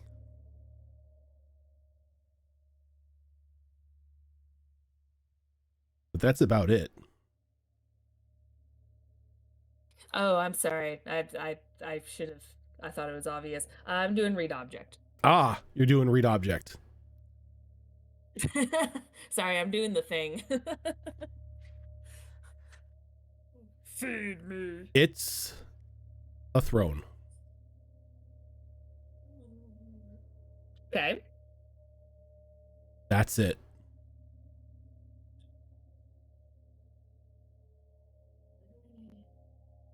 I don't have a visual of its previous owner by chance. Don't have a visual of its owner. You don't know its name, the emotional state of the last creature who used it. It's just empty.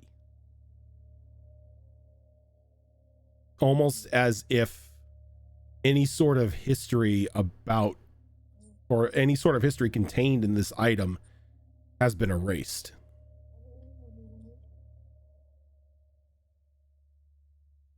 Oh, that's very concerning. There is no information of this chair. Nothing. It's been wiped. And when I say wiped, I mean from history. That's the whole point of this spell, is its historical significance, whether it happened an hour ago or it happened thousands of years ago. It's just been wiped. So I can't see its last moments or its owner or anything. Something like that, I assume, was deliberate. Removing something from history like that.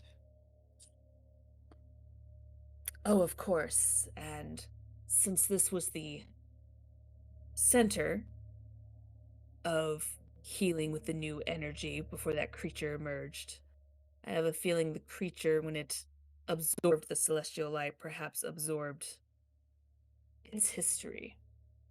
Or simply wiped it. Something Either of way, I'm that sure it's the culprit. power, that would certainly be possible. Although, you mentioned that the ones that sat in these thrones fled, right? The gods, they Yes. fled. Well, if I had the power of a god and I was fleeing from something, I would maybe deliberately wipe my presence from history in order to better flee from whatever this is. Maybe it wasn't the creature that absorbed the energy, maybe the gods themselves wiped their presence from these thrones, so they couldn't be followed. I mean, it is a possibility. odds of people coming in here anyway, wanting to stick around. Funny enough, this spell I use is not as common as one thinks. It's actually fairly common to grab, but people always prioritize simpler things, message, prestidigitation, all that other crap. Never wants to learn. I suppose there is also the possibility that our magic simply isn't strong enough to break through whatever artifact level legendary thing that this is. I mean, we will one day, Kemek, be so strong that course, nobody can yes. resist our magic. But we're not there yet. Agreed. It is a work in progress, and it is a lower level spell, so I do not take offense to it, but you are right. We will grow stronger. And either way, the lack of information here is still valuable information. Indeed. No information is still information. We came here and we gathered, well, other forms of information I did not expect. It's just the creature and what's really happening. So I suppose when we go to save the little princess, we have a different approach, state of mind as to what is happening there, at least. Yes, and now She's we a have victim. a target as well. We have a source of Oh, all of of course. this. And we know how to get to that source. If this creature, this shadowy being, is whispering in the ear of the leader of the church, well, that's our connection, isn't it? Exactly. I suppose that's the next source of information, and I can tell you right now, I doubt anything will be in textbooks as to where this creature is. We will have to be a little bit more clever on how we discover its location, cut off the source of its power. In due time. Yes. It's a goal.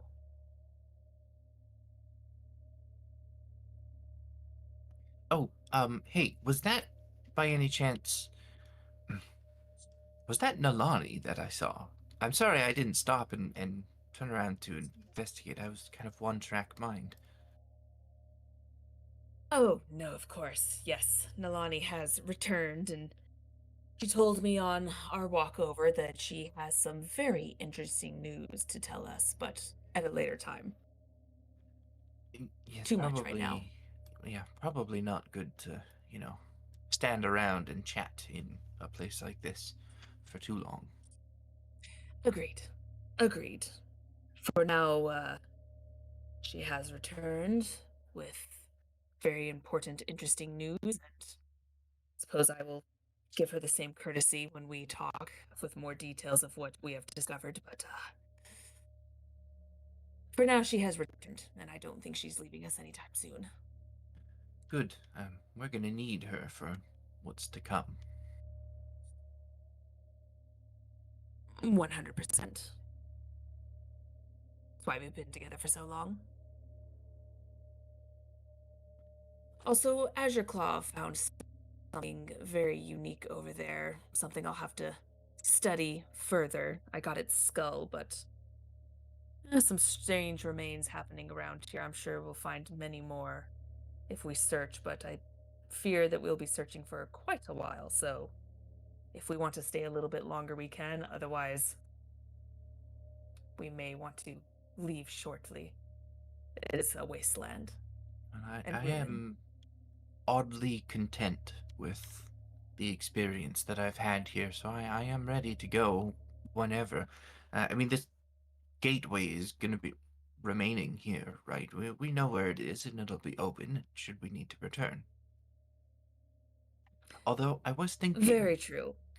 between the two of us, do you think we would be able to find a way to I don't know, make a key for this gateway to open and close it just when we want, just so we don't have stragglers wandering through. Oh, it's entirely possible, but it will take a lot of our magic and a lot of time, so I think if we work together on it, we can make it happen, but again, it will take lots of time and lots of magic. It will be quite exhausting. Perhaps something to put on the to-do list, then. Indeed. I think I would actually enjoy having a key to this place, once we have the proper magic to make one. Right, and once it's, restored, we hand over that key, to the rightful owners. I mean, I don't see why not. It's not like I want to repeatedly visit this world other than gather information for the time being, so I don't see why not. It's not my plane. Hashtag not my plane.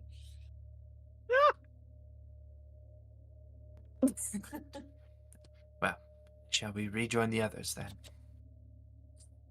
Yes. I am quite done and content here as well.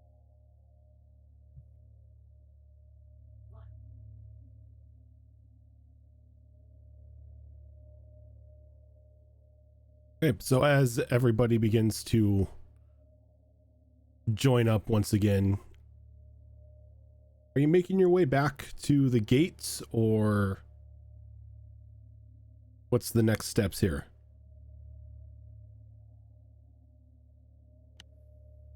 I think unless anyone else has something that they want to do here, we'd probably head for the gate. Yeah, I don't think. I mean, Ezra Claw could play fake archaeologist here all the day, but. And, back on the material plane, we do still have a certain Lisa Brenton waiting on us again. Yeah. Yeah. God, she is going to be so annoyed with us. Just fire you guys. Lisa's just like, why do I even make plans if they're just not going to follow it? Like, we have to stick to a strict timetable. 6 days later, you still haven't met with her in the church. At least this time, though, Almost there. we have a lot of information that I think you'll probably find valuable. Oh, 100%. We'll make it up to her with knowledge. Jazz hands. Imagination.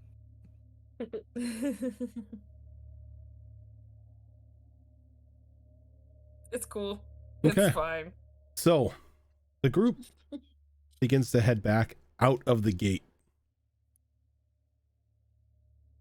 One by one, you step back into the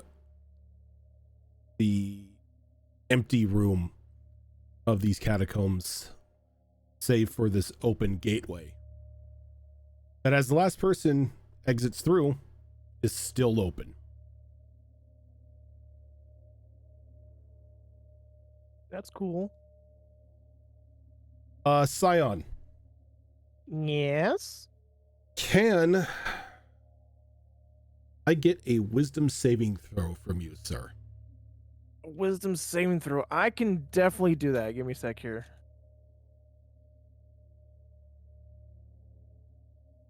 That's a straight roll. Here we go. Please.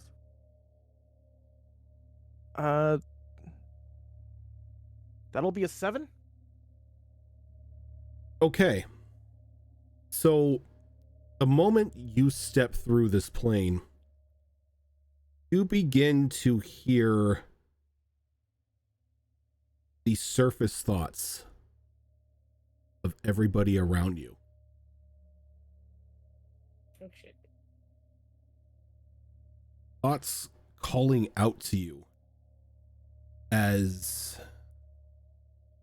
your body starts to almost go into an autopilot. Though, as you're staring at the individuals that you have been traveling with for this short amount of time, you pick up the surface thoughts of somebody behind you. panicked, in pain, dying.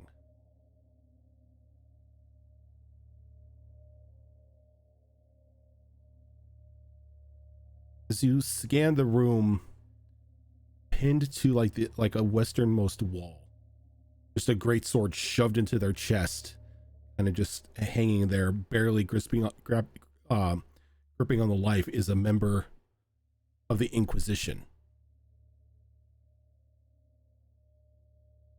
Blood on the wall written, "They know."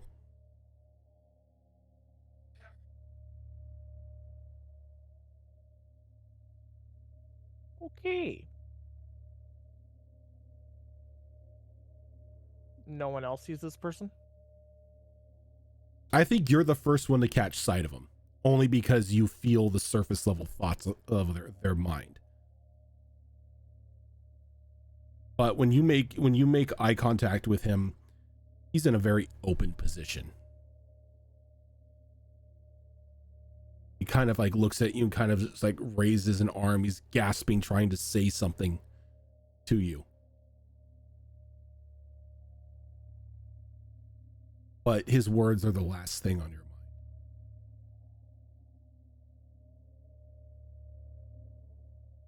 Yeah. So how you want me to go about this? I don't know. How do you want to go about this? Uh, I mean, you are sort of on autopilot here. I am sort of on autopilot. Can I make an excuse that I want to use the restroom? Not with a 7. Not with a 7. Not with a 7. There is a single solitary thing on your mind. There is. Fuck, if I have to, I'll have to. Yeah. There's no way out So, of this. So, what the group sees is Scion sort of like shaking his head for a moment and then staring at each of you. You can feel something like peering into your mind as like a pair of violet eyes kind of like briefly shine behind that helm. And then just as soon as like something touches your mind, it's gone. As he turns and he looks, and you see this Inquisition member, low-ranking officer, pinned to the wall with a great sword. The message in its blood sprawled on the wall, "They know." And you see Scion kind of like hunker down a bit and just charge at this person, ripping the helm off of their head as they lunge and they grasp onto this person's shoulders, these tentacles sort of flipping over onto like their head as there's an audible crack as something breaks through this person's head, and then there's like a slurp. Is he a fucking illithid? As you look at Scion, his face completely uncovered, and he is a full-on illithid. Oh, you mother heifer. And the moment that brain like passes through your system and everything, you regain your composure. Oh, you sneaky bitch.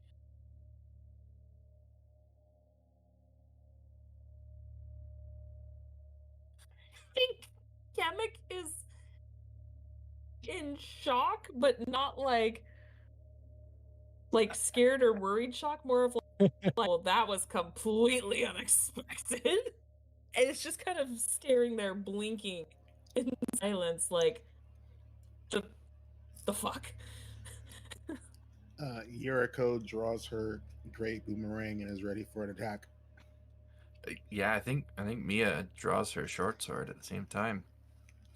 Nalai's gonna move to where she's blocking Kamek and lower the glaive down, waiting to see if he attacks us.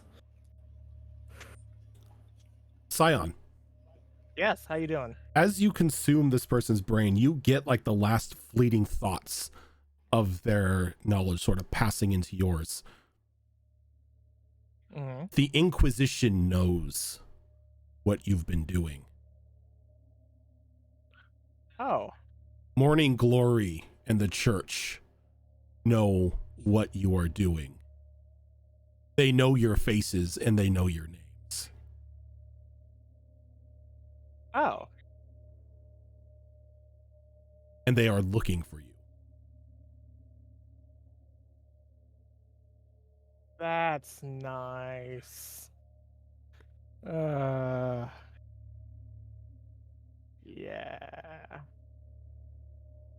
Well, they know of you, kinda. They know that they were traveling along with like some giant plate mail wearing thing. But they know all about the rest of the group. Whoa. And what's the reason why they know us for? You don't know. Hi. Well, yeah. TLDR, Kemek made contact with the thing that they worship, and since they got all of the information from that entity, they got all of Kemek's information. Yeah. Yeah. Oh shit, that means they know about Lisa too. Mm-hmm. I think Lisa's dead at this point. Anyway, so Cyan basically, as he got his composure back, he goes and grabs his helmet and puts it back on. And he's pretty much just gonna be like, we have more important things than this. as he points to himself. The Inquisition knows about all of us.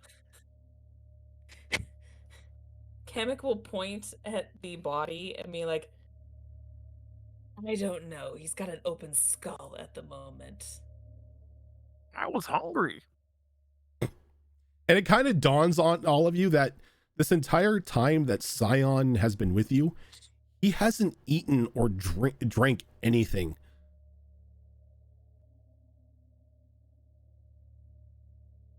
I just thought he had one of those helmets, you know, with like the beer cans on the side. But inside. Diplomacia!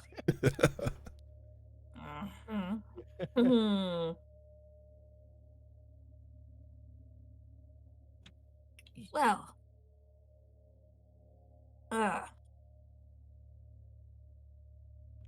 You just ate that man's brain. How do we know you're not going to do the same to us?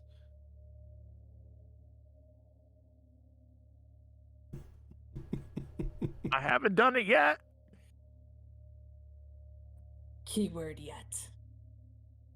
I was paid to help you. So as long as we keep paying you, you're not going to eat us. Pretty much. just pay me. I won't eat your brain. I mean, that kind of sounds like extortion.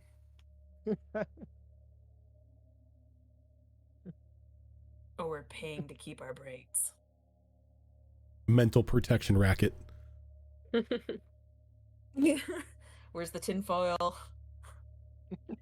The tinfoil. Right. I feel like I need to explain more to you all, which I was planning to explain tonight, but I'm gonna need some form of strong protection to shut off my brain for a while. Okay, Wonder hold if on. that one woman can help. Hold on a second.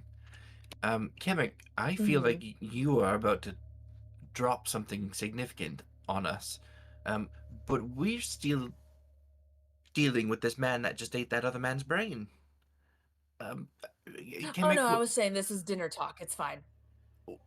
When he says that he won't eat our brains if we pay him, is he lying? You can see that with your eye, right? Yeah, and yes. Is he lying? Are you lying? Are you lying? Imagination. No, I'm not. I am not lying. I'm being truthful. See, that's why I'm not worried, is because it's fine.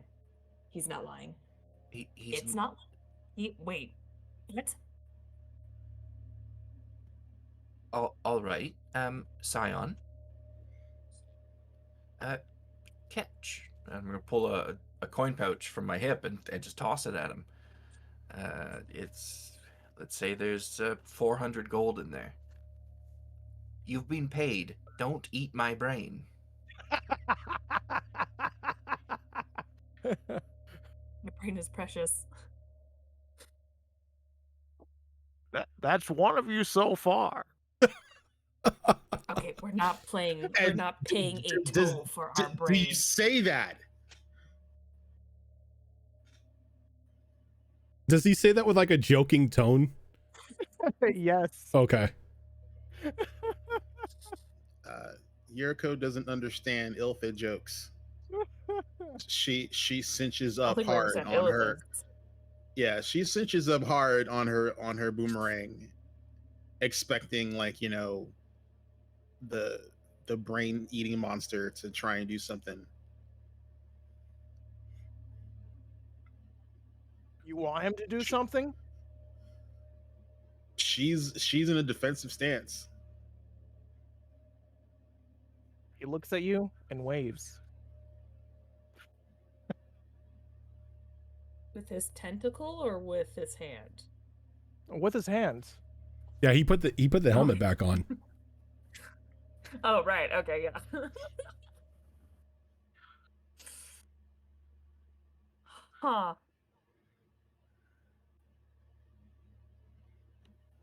Well, I- so far so good, right? Yeah, I trust your eye, Kamek. If you say he wasn't lying, I'm happy to pay the man to keep my brain intact. Still not the strangest thing we've seen today. It's just all collecting in a big pile at this point. I mean, yeah, if you look at it with like the things that you've come across and you've seen that things that have happened to other party members, this is just par for the course. I mean, I'm not gonna kid you, Scion. There are certain stigmas around people like you that are gonna take some time to overcome. But you have helped us so far, and in fact, you participated in saving my life just like a few days ago. So, if you say you're not gonna eat our brains, I'm just gonna hope that you're being truthful at the moment, and we can continue to work together. What happens when you eat brain? I gain knowledge of that person.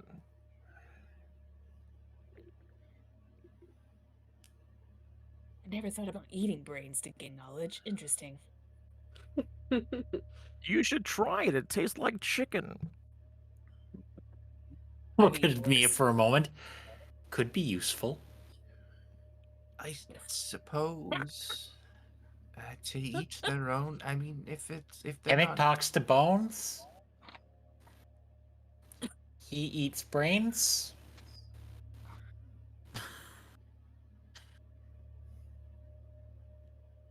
why not?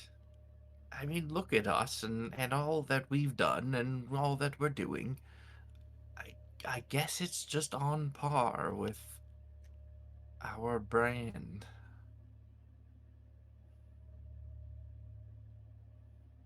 Yeah.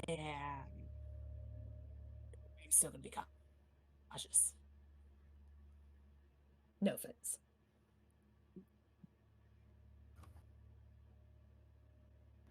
I'm I not think I've had enough of people being persecuted for how they were born, so if Mia's willing to trust you, I'll extend that trust as well.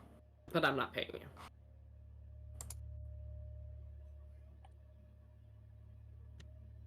How much time has that 400 gold bought us, Scion?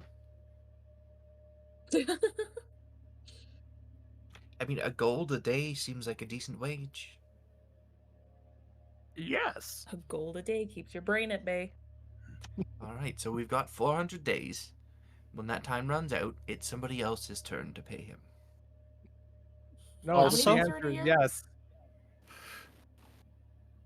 Also, if the Inquisition doesn't want to be forthcoming with information, we can always forcibly ask now. He just gives a thumbs up. Group gets information, you get a free meal. I wonder if this is why there's so many soldiers outside. You didn't get rid of Dodge quite a few to someone? get in here. Oh, You I'm go sorry. to What? Scion. Hold on, hold on. There's soldiers outside. Oh, lots of them. Looking for someone. Can't really tell who. That's right. They happen to know all of you. Every single one of you. Including Lisa. How? Why? Yeah. Blame that one, the small one. No, you wouldn't know that. You wouldn't know I that wouldn't one. know that. No. Okay, never mind. Scratch that. Which one? Though- three of us. though They I didn't know think all this, 300 but small ones. I think at this point in time, Kemek, you could put 2 and 2 together as to how they know everything you were doing. Yeah. okay, we said they tell us, but it's dinner talk, so why don't we go make camp? I'll start making dinner and we can have a discussion. We could head back to the room that the pillar was in. I mean, we stayed there for a few days already. Half our camp stuff is probably still there. Not wrong. It's a good idea. Okay.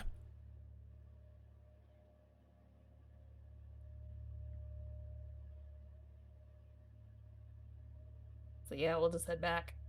Yeah, when we get to the line, we're going to find a place to set up and start making some dinner. So you guys go back to the room where the that obelisk is at. Yep. Right.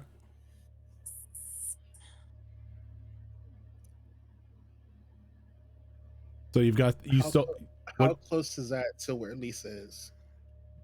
Lisa's back in town. Or Lisa was back in town. The location of the hole that you guys first climbed down isn't that too far from the town itself. It was only a couple 100 feet.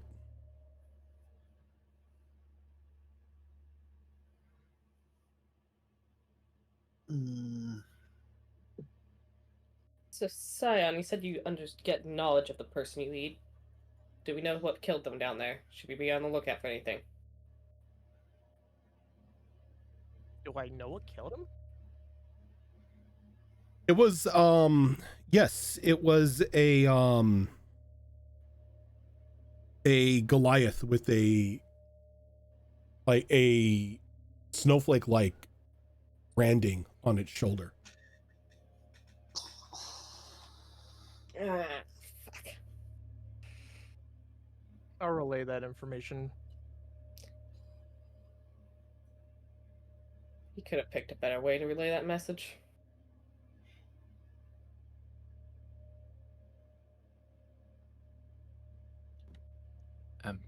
Friend of yours?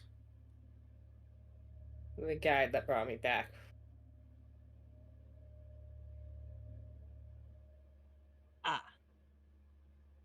And you did help me dodge all the soldiers outside, so... I wonder if that's where that gentleman came from. If he knew about us and knew to find us, surely he knew that we were working with Lisa, though, right? We don't have to worry about the Inquisitors right now. I think we can trust Lisa to take care of herself. She seems able-bodied enough. Well, right, but I mean, the Inquisitors, they answer to her. And we're working with her. Yes, but if they know that she's double-crossed them now, there probably is don't a think division. I don't think we know that part yet, because I Kemek thought hasn't. Brad mentioned it, so... Kemek hasn't shared that they know everything that Okay. Kemek knew. I mean, the message was they know, but we don't really know the details of that message. They don't know that we know that they know we know. Exactly. Okay, Ralph Cramden. Ah. Why don't Kamek we probably knows, though. I'll Hey, finish up the cooking Rojan, and we can talk about Yeah. this. Ah, See what Kimmick has to tell do us. do I feel my connection with the Snow Mother come back? yep. Um, I'm gonna try and find some place a little bit secluded, and I'm going to do the thing I did before. I'm gonna like do a snow sigil on the ground and sit in it, and I'm gonna see if I can actually commune with her. Um, and I'm just gonna be like, um, I need to borrow something. Borrow something. What do you need? I need those vestments for a short while. The vestments. The ones I gave back to you. Oh. The snowblind cloak. Yes.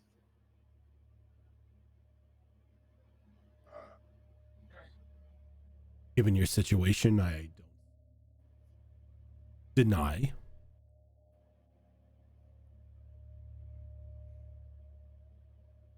Only for you. Or is this more of an asking for your companions as well? Well, as far as I know, that cloak only works for someone who has the gifts that you bestowed upon me, so I don't think it'll be of much use to them. Yes, but the great thing about being a deity is I can change the rules. I can give you temporary coverage.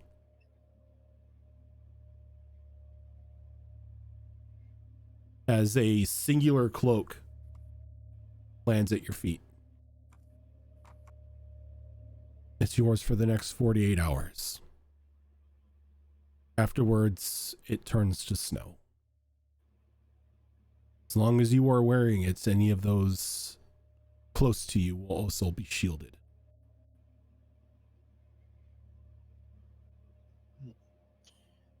You might want to know that we found a portal to apparently some type of destroyed celestial realm. I am full aware of your situation. Hmm. I would I also didn't see like anything. to ask that you not linger long where you currently are. We may have dealt with the small force that was around the crypt previously, but more are on their way.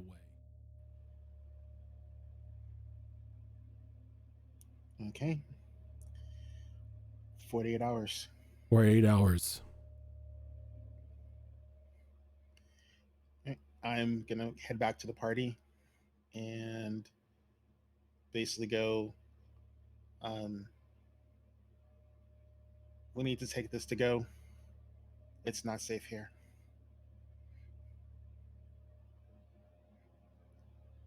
And Nolani, you see Me. that Yurko is carrying one of the snowblind cloaks of the Snow Mother in her arms.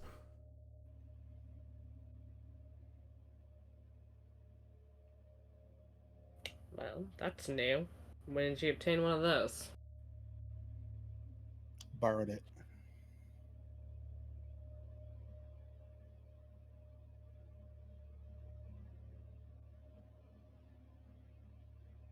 Well, I guess that will help you get out of here. We'll have to figure out what to do No, about the it'll rest help. of us. No, stay close to me. We have 48 hours. So the question is, do we go before or after we have a discussion? Gimmick, how's important to what you need to tell us? It's important. But if we shouldn't linger long, we should probably get out. This doesn't look that old. Alright. And I mean, if Yuriko is Safe place first. saying that we should stay close to her, then you know the situation is dire. I'm not saying hug me. I'm just saying stay within proximity. Quick, everyone, grab a hold of her. Oh god, that makes me physically uncomfortable. As somebody who hates being touched, that sends a chill up my spine. Yeah, it's the last thing I need is the whole party like freaking cinnamon hugging Yuriko. It's like, ugh. Get a hug out of you one day. Well, where are we Yeah. heading to? It's important to establish that before we start going. Well, the town's probably a bad idea. Who are we hiding from exactly? The Where Inquisition, they are? whichever ones are dead near us, that's fine. Reinforcements are on the way. Well, if we're hiding from them, then the town actually might not be a bad place to go, because we know the church, the church as we know it anyway, doesn't really have a hold there.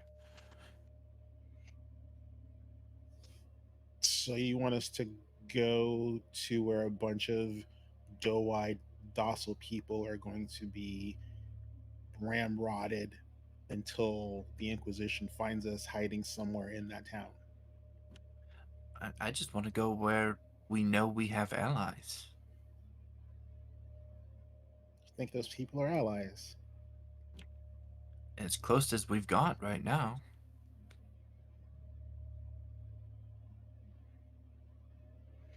I mean, they were planning a heist against the church. I mean, we were going to break into the capital and steal the princess from him. At the very least, we have a somewhat parallel goal. May not necessarily make us allies, but it's better than nothing.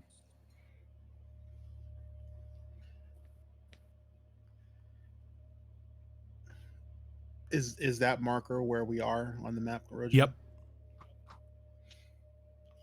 So the only thing that is close to us is Gloom's Been within 48 hours. Here, I'll bring up the map screen so everyone else can see too. I really don't want to go into that crazy witch's forest again. That's the different forest. Oh yeah. I mean, I do have an alternative destination if we're really not comfortable with going to the town. I also have a destination in mind, but it's a bit of a trek and much farther. Well, I can cover our tracks for 48 hours.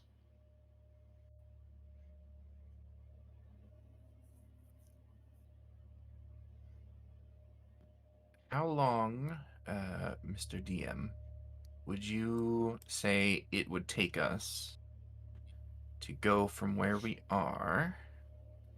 Just trying to find the exact location here. 1 second.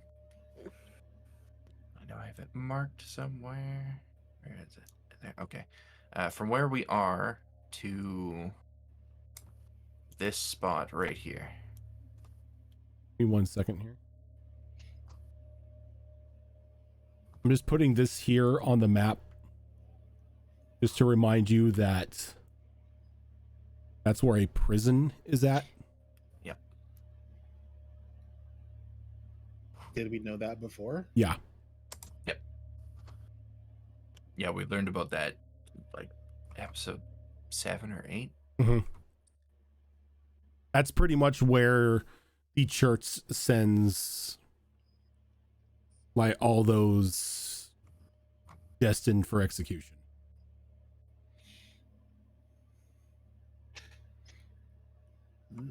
So where'd you say, like right here? Right here. Given your current position here, about 15 and a half.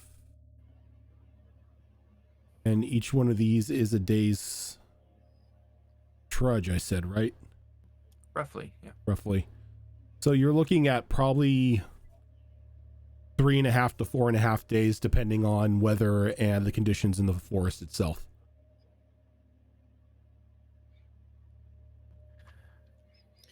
Does the cloak just provide the pass without trace effect? Or... Yeah, so the cloak pretty much provides you with invisibility and the effects of pass without a trace.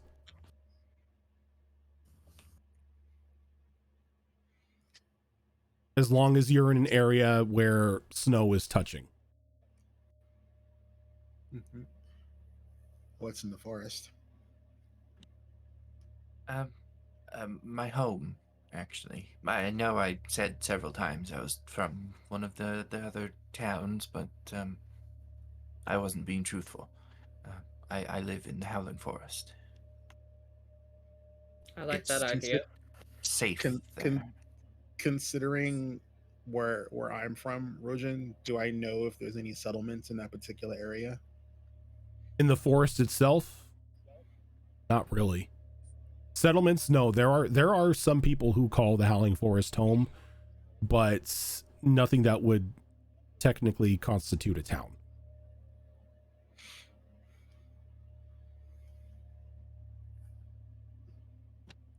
It's secluded.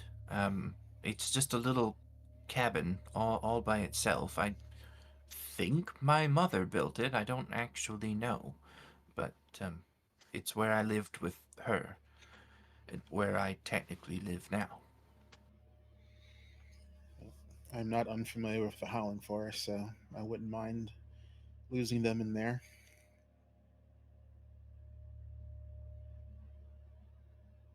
I've thought of going into the Howling Forest. I still think we should head to town, but if the group does not like that idea, we can head into the forest if nobody has any closer destinations for us. At least in the forest, we'll have a better chance of seeing them come at us. And can't you send one of those paper animal thingies to find Lisa and warn her? I could, yes. At the very least, if we do go into the forest and we go to my home, we'll have a little bit of a protection, not just from the forest itself, but I have a friend there. Mr. Crowley is his name.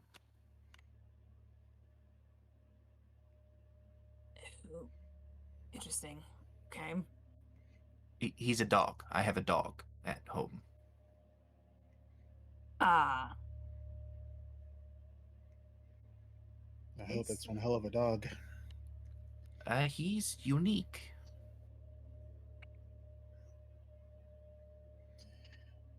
Well, everyone pack your things.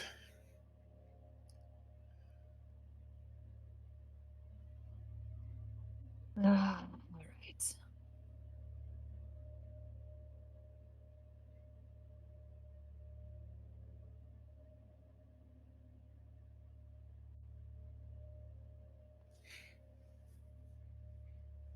I guess we're heading into the Howling Forest, Rojan. Okay. So are you taking any time to sit down and eat a meal first, or are you just heading on out? On food on the go. Food on the go. Stuffed, can't eat another bite. Stick the meat on on a skewer and just we're gonna do kebabs. How did they get the meat on these little white sticks?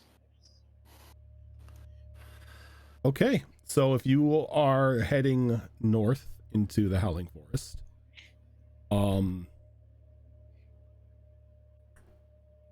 that is something that is easily done. What sort of path are you taking taking? Are you going the fastest path to the tree line, or are you taking some sort of like indirect route?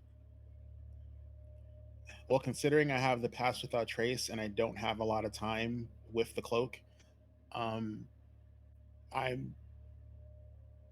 can't believe Yuriko is going to be thinking this, but she's going to trust the Snow Mother and just get into the forest tree line as fast as possible. Okay. I mean, what's wrong with trusting the Snow Mother? She has trust issues, Rojan. You know this. Doesn't every single one of you yeah, you may have trust issues, but those trust issues were sort of pushed aside with promises of power. So she hasn't Yeah, she hasn't steered you wrong yet. Oh, I know, but again, I'm a human, and I have human frailties and fallibilities. So those things are hard to overcome. Alrighty. Disadvantage of having a short lifespan. So Rose did not have trust issues. Rose was a yakuza. So Definitely with trust there's a big difference. Definitely Leave my trust girl issues. alone. Come on. all right. So as you pack your gear and get your meals to go, the moment the moment Yuriko throws the cloak over her shoulders, all of you see like a small like veil of snow and ice sort of cover you as you set foot out into the snow and you make your way up out of the crater that was formed. And as you do, you can see that the blizzard has sort of died down, revealing small encampments of Inquisition soldiers stationed at various points near the crater itself. And you see that Gloom's Bend has sort of a proximity guard stationed around it, with the only roads in and out being heavily guarded.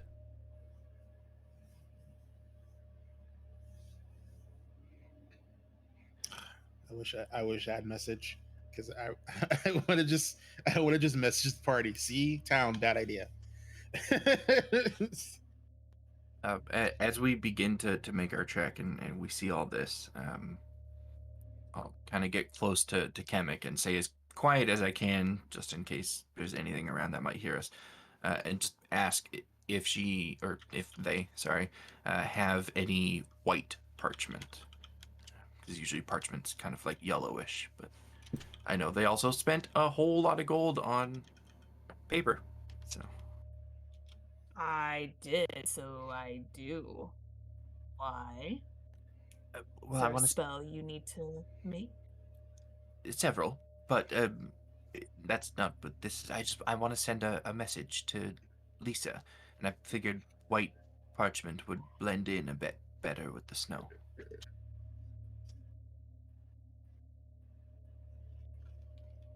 I see no harm in that. Here you go.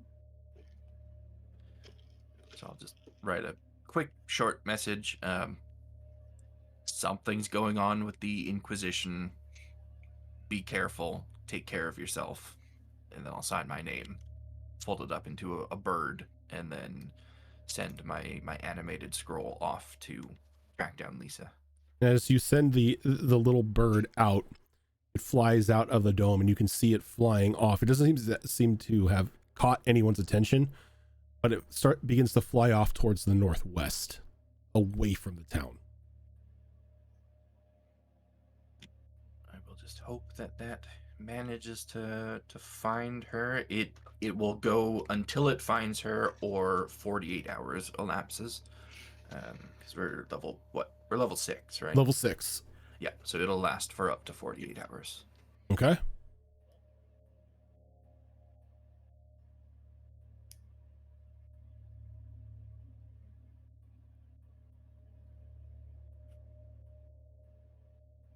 All right. Any checks I need to make, or At this point in time, I'm going to say no. I'm going to say that everybody being on edge is sort of like making all of you travel with a bit more caution. You're sort of grouped together, like silently communicating just to get out of the general vicinity of all these camps. And you make a decent amount of headway before the sun sets. You didn't really have much time today. You've only got about a half day's travel out of it because of the time that you spent in the celestial realm and everything like that. But you're able to put at least a little bit of distance between you and the camps themselves.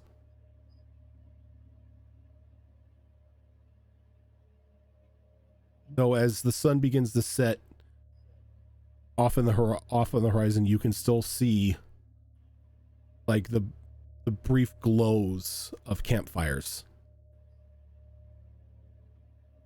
Still letting you know that you're in a bit of you're still in eyesight if anyone were to light a fire. Oh, I need to roll something. Oh, that's not good. Okay. Okay.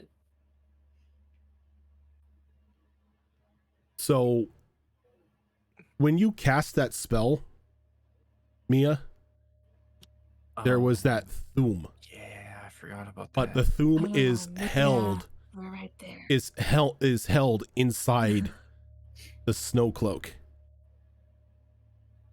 Thank you, But you can see that it's still there as you're traveling, and it's just moving with you. Oh, that's not good.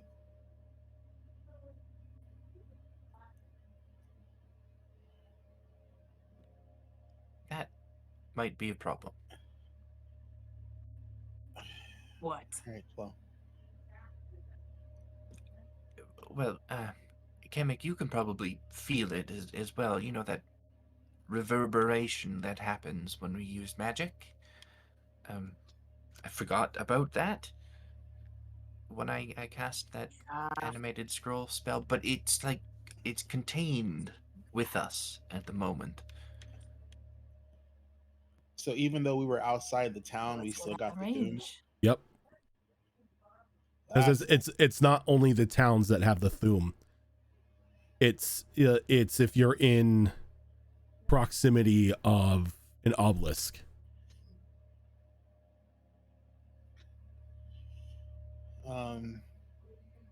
All right, well, we need to get to the tree line as soon as possible, and then we'll deal with this. And she's just gonna like point around after we get to the tree line. Yes, perhaps the forest will provide us some amount of protection, or will, I don't know, be out of range of anything or anyone that can feel it once it's released. I mean, there's a lot of strange magical things in the forest, so, you know, maybe it won't really catch anyone's attention, but it may be worth us trekking throughout the night just to get there. I was actually thinking that maybe we should just keep going, get as much use as we can out of this cloak, and get as much distance as we can between us and them. Yes, it might be exhausting, but it And might get be out worth of it. range. Do we have any idea like what the range of this stupid beacon thing is? You don't. All like you've ever experienced is anytime one of you has thrown off a spell, there's always just been this Thume that's sent out.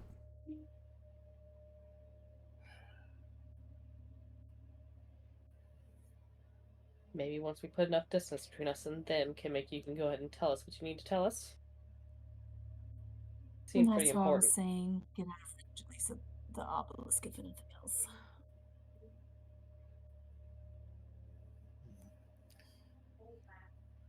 Yes. So, That.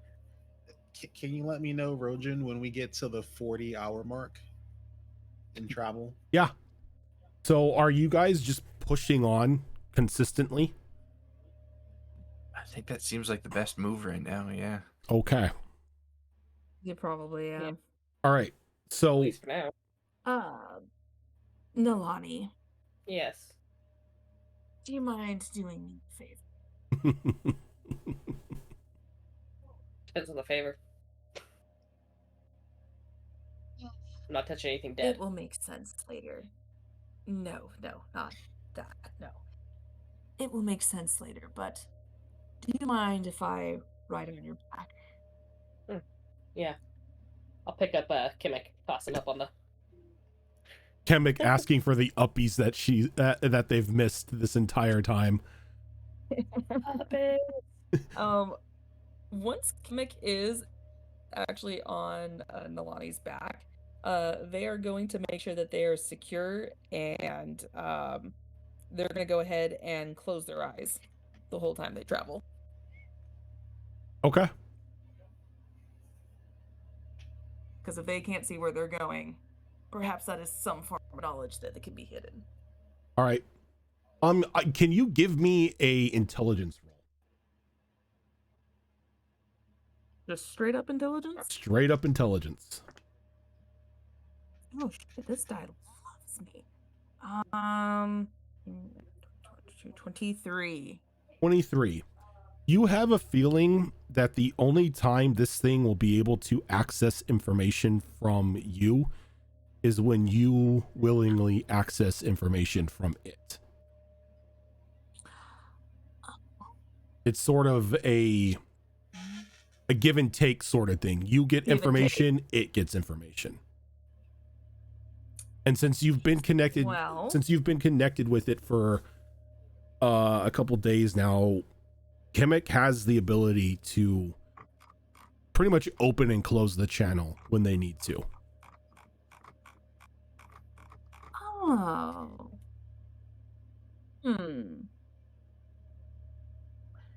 You know what? With this knowledge, Kemek will still continue to do this because of the potential now with this information, still not knowing where they are going and how they got there. So for the time, if they do need to reach in for that information, they don't gain that information and they just get a random spot. So trying to think a few steps ahead, they are still going to close their eyes and try not to see details and landscapes of where they're going. Okay. So thanks to one of the effects of this cloak, it sort of pushes away anything on the outside. Any wildlife or anything that you come across is repulsed by the perimeter of the cloak. So travel wise, you don't really run into much. You do see a few undead throughout the night, them walking about, but even the undead are repulsed by the cloak, giving you at least safe passage that way. So as you are traveling through all of this snow is a bit harder than just walking normally. So if you are traveling for the 48 hours here, what I'm going to need, everybody who's walking, so if anyone has uppies or is on someone's shoulders, you don't need to make this roll. But those of you who are walking, I need Constitution saving throws. We're going to go with the first day after the point of exhaustion, before the point of exhaustion takes effect. So the first full 24 hours of your traveling. Oh, I forgot. I have Constitution as a thing because I started as a. I'm so thankful for Con. See, here's the thing. Why do you think I went with mold earth? Because then I'm just like, move the fuck away, snow. I don't need this shit. Now, I don't need your shit. I will ask you this, Kemek. Are you using mold earth or are you just keeping your eyes closed? I think until we get a good enough distance away, they don't want to risk the magic, even if understandable mundane magic. So they're not going to risk it at the time. But then Gotcha. Once they feel like they've got some pretty good distance, then they will. But no, not for this. So going around here on these first rolls of Constitution, Yuriko, 23. You're good. Mia, 5. You're gonna take a point of exhaustion during travel. Girl. Nalani, 16. you're fine. Scion, 16. you're good. Azure Claw, 17. 17, you're good. Kemek, you're riding on Nalani's shoulders. You're fine. So as that first You day, need the snuggies. yeah, you do. As that first day passes by, everybody takes a point of exhaustion. So this would bring all of you up to 1. Mia up to 2. Yep. And 2 means my speed has been halved. She's slowing down. Can I pick her up and like princess carry her while I have him become my shoulders? Yeah, I think you could. Alright, princess carry Mia. Well, what's your I weigh strength? like 30 pounds. So. My strength is an 18. Yeah, you're good. You can walk over and just, scoop up Mia and just princess carry her as you're going through. That's what I'm And doing. Mia's far too tired to resist, so. Okay. So for the second day of travel here, I'm going to need, once again, everybody who is trudging along through the snow to give me Constitution saving throws. Nalani, if you are carrying Mia this entire time, this Constitution saving throw is going to be made at disadvantage. Mm-hmm. Well, it's disadvantage anyway because we're exhausted. Oh, this is true. I mean, if it looks like this is going to be a problem for Nalani, I can always just pay Scion to carry me if he's willing to. No, it's fine. Yep. Actually rolled really good. Okay. So we're going to go around again. For the second day, can I use mold earth just once to test it to see if I feel the Thume is within the energy of the earth. I know that, but just to make sure that we're out of the range of the obelisk and all that stuff. Yeah, so the moment you They throw, feel pretty confident. you do a little bit of mold earth just to see what happens, and there is another Thume that you can see it kind of hit the walls of the dome itself, and it's now causing like a bit of a reverberation around you. Oh, okay. Seeing that for just a moment as they kind of peek their eye open, yeah, unfortunately, until they're out of the range of this cloak, they're not going to use magic at the moment. Okay. So going around, Yuriko. 1 higher, 24. Good. Mia, you don't need to roll this. Nalani. 18. 19? 18. You're cutting out before the 18, she said. 18? 18. Okay, you're good. Scion. I got 16 again. 16. That's going to be a fail this time. Okay. And Azure Claw, Nat 20 for a 25. you're good. Nice. So as the second day ends, the cloak drops. Well, Or I at the remember 40-hour mark. Yeah, you get a sense at the 40-hour mark. Alrighty, so when we get to the 40-hour mark, I tell the party there's not much time left on the cloak. You keep heading that way or wherever Mia's cabin is, and I'm gonna go this way. And why are you going that way? Because at least this way I can divert whatever happens when whatever you did when you cast magic erupts into the air when the cloak is gone. I know this forest. Ah. Very well. So if anyone tries to pass through this thing, you're sort of repulsed back due to the ring of energy that is currently being withheld inside the cloak itself now from the magic that has been cast inside the cloak. Oh, that's no fun.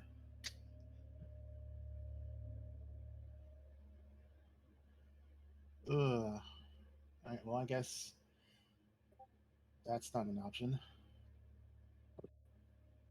You can attempt to push through, but it looks like it's gonna hurt if you try to. Mia, how far are we from this cabin? Well, it's quite a ways into the forest, so, I mean, if we're just breaking into the tree line now, we've still got at least another 48 hours travel. By the 24-hour mark, you would be here.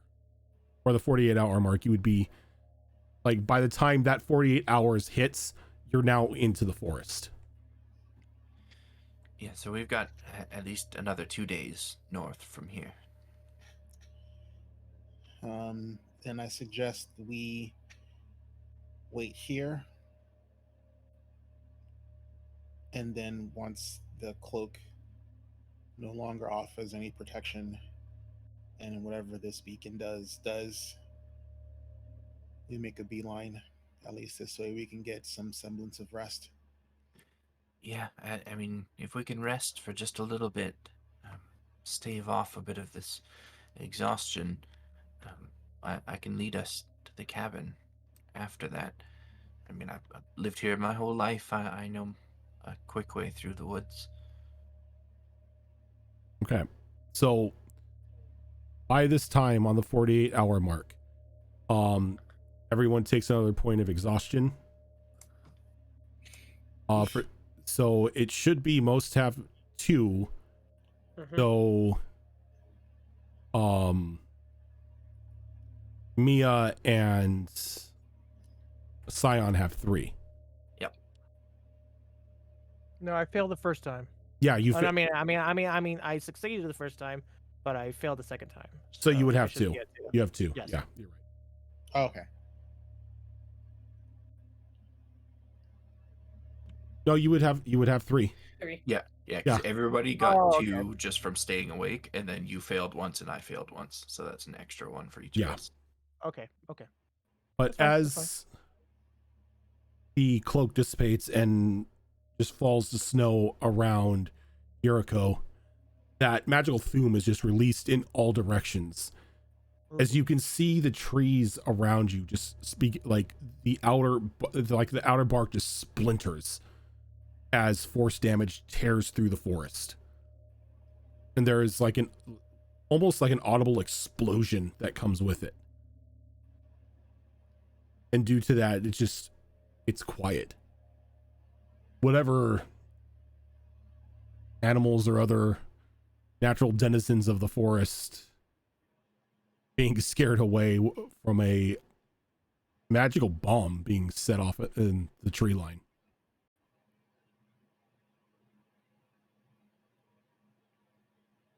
Should find somewhere to rest. I don't think many of us can keep going like this. Agreed. Agreed.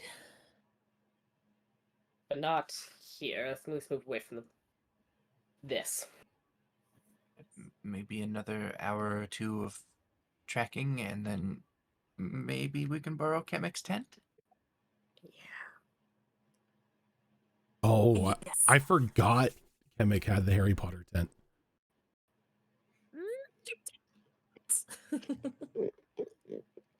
Point us in the direction we need to start moving, Mia. We can. I will point northward. And I'm gonna start walking. I'm still holding on to Mia, and I'm just gonna keep walking. Okay. It's at this point in time, I'm going to need a survival check because it is night. It is night. You are no longer protected by the repulsion-like quality of anything outside the cloak. You are now in the wild. From one of us or all of us? Whomever is leading. I think that's technically me. Yeah, I'm Yeah. still slung over your shoulder. I think I'm Yeah. just telling you which direction to go. Yup. Oh, at That'll work. disadvantage. Come on, dice, don't fail me now. Well, fuck. At disadvantage. What's a natural 1? Oh. A natural 1. Yeah. I'm sorry, guys. Oh, F me. Sorry. Oh.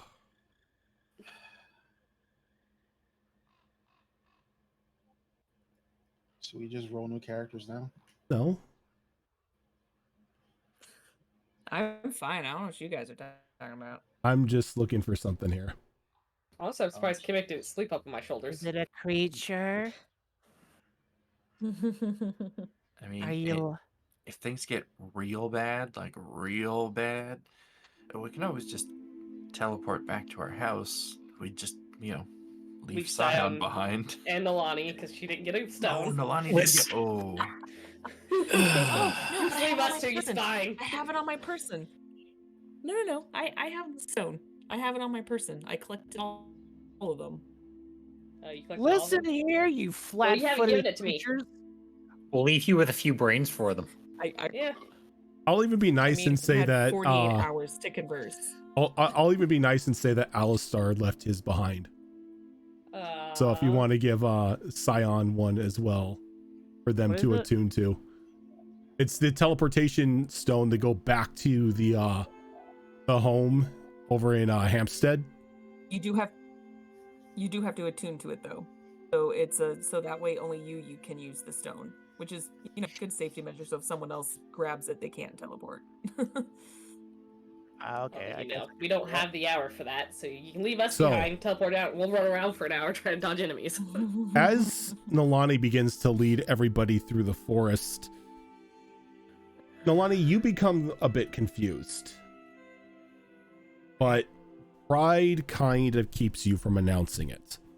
Mhm. And you keep trudging along, just hoping to find some sort of directional semblance that you're going in the right direction. But it doesn't come, and you just keep wandering. And it gets to, Usually good with directions. you begin to wander and wander and wander, and everyone just following Nalani's confidence going through the forest. You just keep walking up into the point to where you all pass out from exhaustion. Oh, God. Sorry, guys. Oh god, I have to carry their asses. Oh no. Metal Gear. Oh.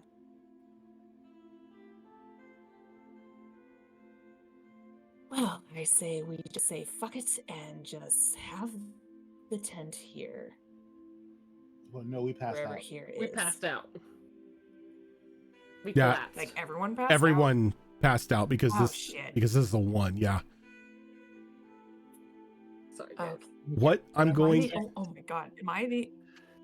Oh no. Put up the tent and start dragging people. You'll be It's just fine. No, no. It's Chemic just is me. out Oh, as well. no. Chemic is out as well. Because Out. you've been up for 48 hours and it's tiring.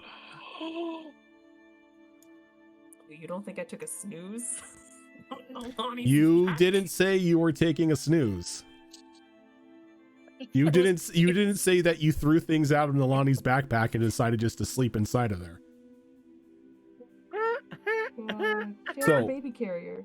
You guys just have to put it on. Baby carrier. What I'm going to need here from everybody is first a Constitution saving throw. Not using that die again.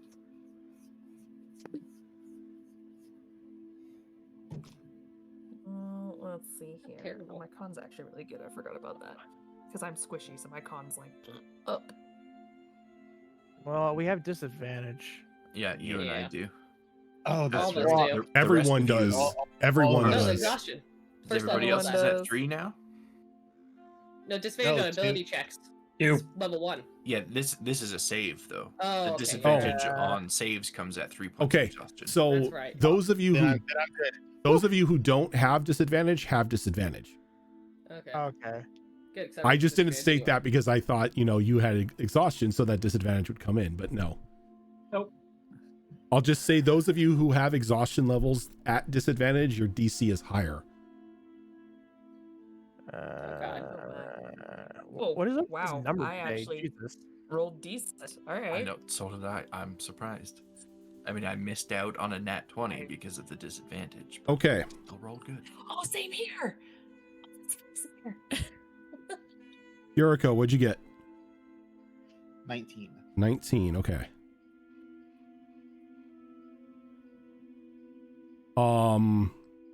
Mia.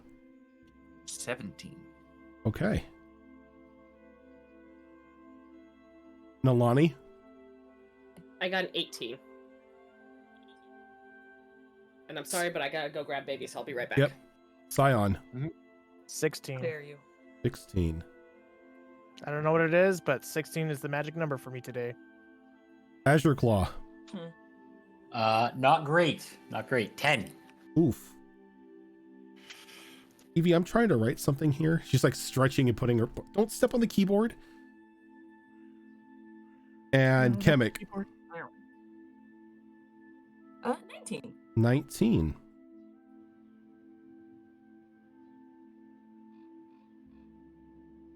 Okay. Can we get a 15th? What was that? Mia. Scion. Azure Claw. Yes. Can you roll me d20s? Very well. And send me your numbers. Are we adding anything to these? No. Okay. Oh, okay. Oh, I just sent that number to the wrong person. Oh, I've done that before.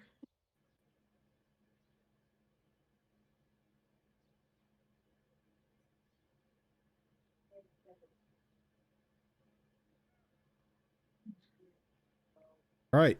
You do that again for me. Okay.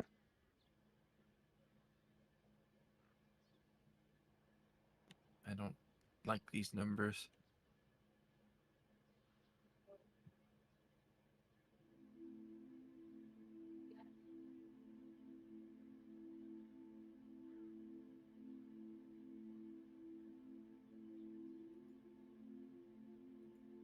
Scion and Azure Claw. Roll me again. Okay. Ooh. It was a savage roll that got an explosion. All right. All right. There we go.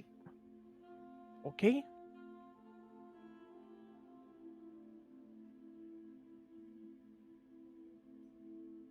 Azure Claw. Roll me another one. I don't like it. I don't like it at all.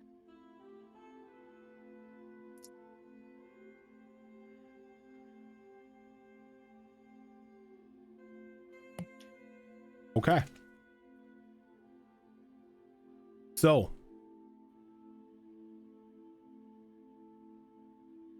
You all pass out in the forests. Slowly coming to a bit of warmth over your bodies now as you are in a cabin. You can hear somebody working on a chopping board, chopping a bit of like rooted vegetables. All of you are sort of like huddled in one corner with the which is like very heavy furs like thrown over you. Save for Mia.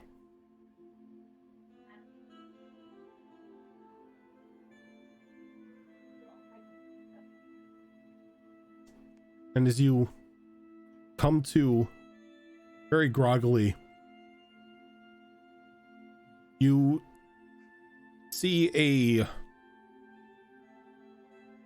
lizard folk dressed in a bit of just like a leather doublet and has a large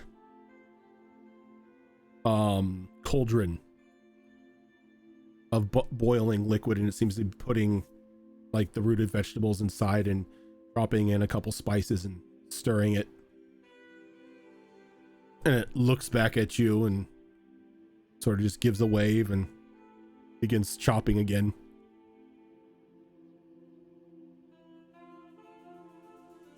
I thought I was going to be able to fill my pantry this time. Though it seems like you all made it, for better or for worse. Well, most of you, anyway.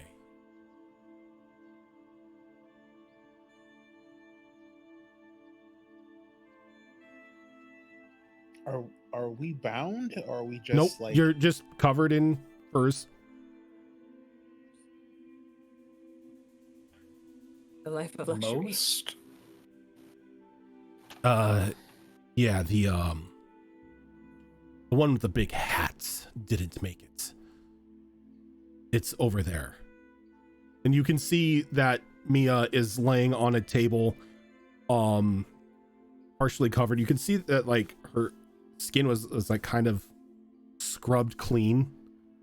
So you can see that a bit of seasoning has been put on like Her skin like some salt and pepper and everything. Still in one piece. What did you do? I'm making dinner. What did you do? You're going to eat Mia. Oh, it's at its name. Do you not eat deceased animals?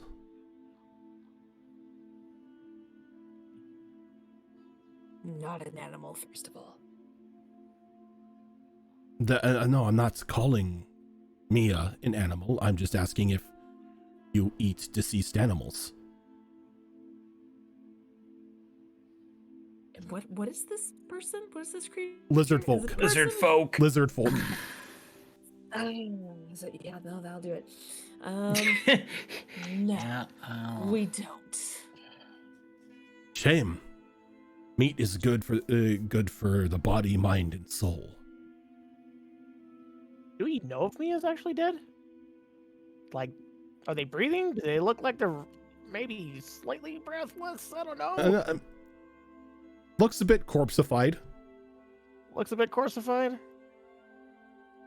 God damn it, Mia. Every other episode, I swear to fuck. Gotta stop doing this to me. I'm not the Keep one. racking up the points I'm and deaths not the there, one buddy. who rolled a 1 on a survival check. No. By the way, what I was having you guys roll were death saving throws. Oh, Oh, that's cool. did you need any additional rolls for Nalani, or we? No. Nalani made it. Nalani Okay. didn't have to make a death saving throw. If I had known there were death that's why saves, I you would wanted have it used to my us. point of inspiration to re-roll that 1. I don't think you But- can use inspiration on death saves, can you? I mean, inspiration gives you advantage on a roll, right? Yeah. It's a roll. So technically, yes. Technically, yeah. Technically. Can the unconscious be inspired? Yes. Depends how good the inspiration is. Spirit is willing. Considering It's it, just considering spirit it was and- my and donation, spirit is I say willing. yes. Kind of looks at your group. Look, I don't care what you eat normally, but you're not eating Mia. So we're only having soup for dinner. I mean, I got meat in my pack if you want to cook it. A trade? Great. Yeah, sure. I'll trade you for Mia. What kind of meat do you have? She probably has whatever is the equivalent. I don't know if we have deer or venison around here, but that's probably what it is, or elk, or whatever we have in this area. I'll take it all you have. In exchange of equal weights of this one. I don't know if I have that much. Well, then give me what you have. She's skinny, it's fine. Very well. I probably only have a few days worth of meals on me. Very well. Good meats. Well, somebody just drops it in the stew as well and adds a bit more wood to let the fire really start roaring. So what are you going to do with the body? Look at Kivik. What should we do with her? Jericho's gonna look at Azure Claw. Can you at least collect her? Don't leave her out there. I want him to cook her. Do you want it back moving? Alive? That would be nice. Alive, yes. She is a friend after all. But when you say back moving, I hope we don't. As long as she's not undead. No. I don't Okay. like undead. You can't eat them. Yeah, a little rotten. I prefer my meals to be free range and I living. mean, Humans, for example. Wonderful meals. Look, eat what you want, but if you can bring her back to the living, we would appreciate it. Well, I'd actually go hunt some more meat for you if you did. I can try. Is you look over and this lizard folk is going through what looks to be a spice rack. No No. Here we go. Looks over and it just takes out what looks to be like a bay leaf. And like not even gently, just opens Mia's mouth. And just sticks the leaf in there. And then sort of like snaps its fingers and lights the bay leaf on fire and shuts Mia's mouth. You can see a bit of like a bit of smoke coming out of like Mia's ears. Behold, the Yggdrasil leaf. Mia, how many times have you died so far? This would be the third, I believe. Okay. So at this point in time, this is when things start taking a toll on the body, as you're not really supposed to die this much. So what I need you to do is I need you to give me a constitution check. Is this with the disadvantages from exhaustion or just straight check? Just straight check, because you can't use exhaustion because you're dead. I figured that was the case, but I wanted to be sure. Okay, that's good. 15 plus 3, 18. 18, good. Okay. Now what I need you to do, roll me a d20 6 times. New stats. This sounds awfully familiar to what happened to Kimmik. Does sound familiar to what happened to Kim. All right. You want True, me but I to- touched something bad. One at a time. One at a touched time. Death. Do you want me to send you the numbers or just read off the Just numbers? read them out. Okay. We've got a 17, a 14, a 3, a 4, a 4, and a 1. Stop using that Oh die. my god. Okay. So, Oh, Jesus.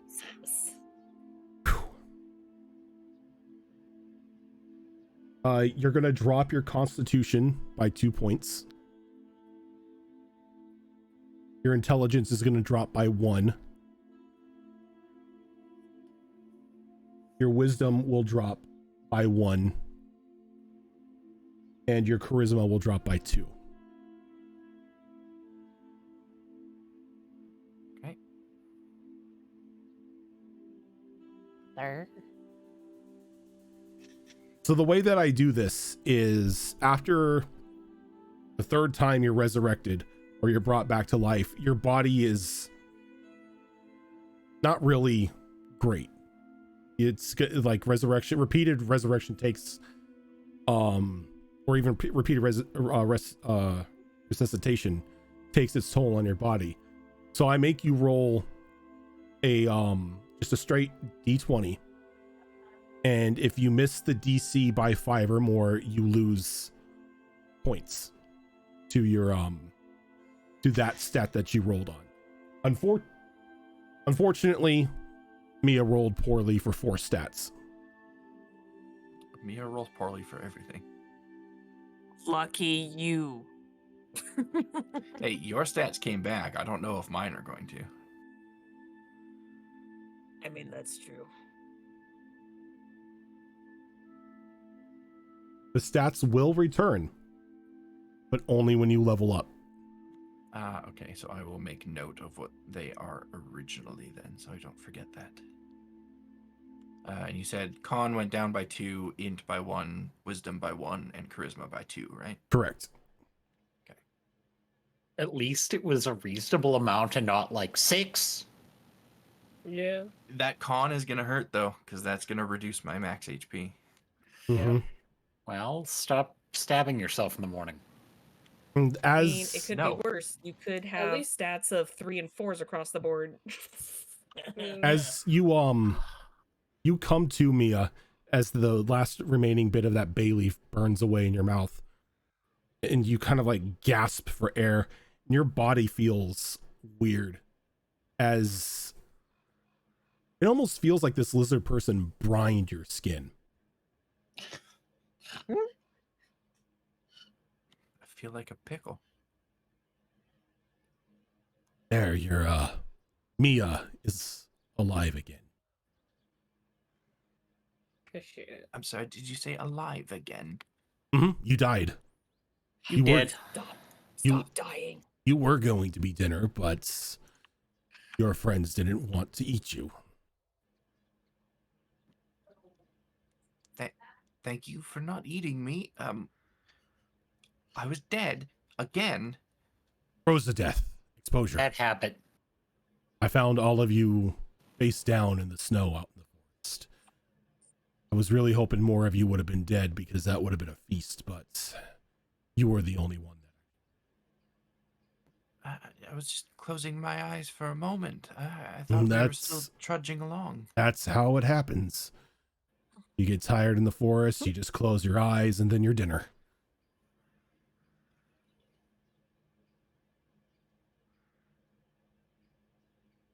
I feel like shit. Yeah, dying does that too. But you're alive now. You may want a bath. I seasoned you pretty well. You smell delicious. I don't feel delicious. I feel gross. Thank you for not eating me, though, and I guess bringing me back. What was the price this time? A leaf and meat. Meat. Meat.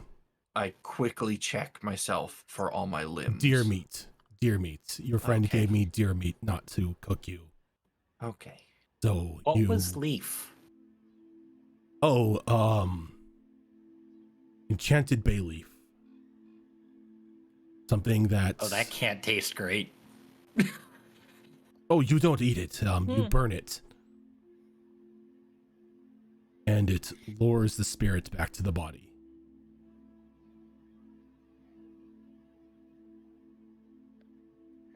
Yeah, didn't you know? Oh, we know now, I suppose. Are we safe here? Where are we exactly? You are in my home. You're safe, sheltered from the elements. I'm making soup.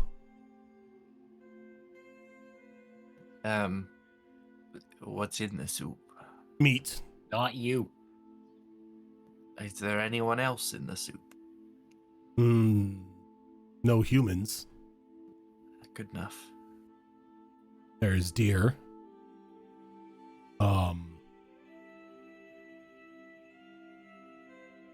Deer. Kobold. And kind of walks over and points its claw in the soup and brings it up.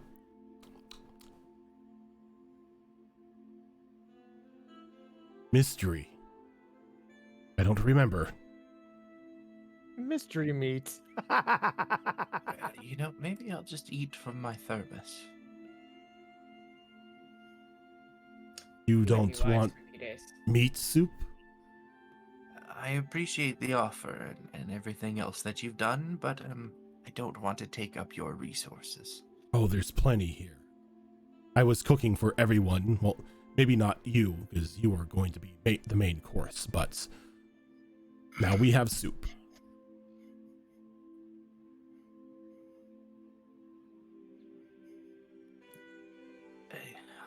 All right. I'll take mystery meat soup. It's good. Do you have like a wash basin or something I can use first? Oh, yeah, and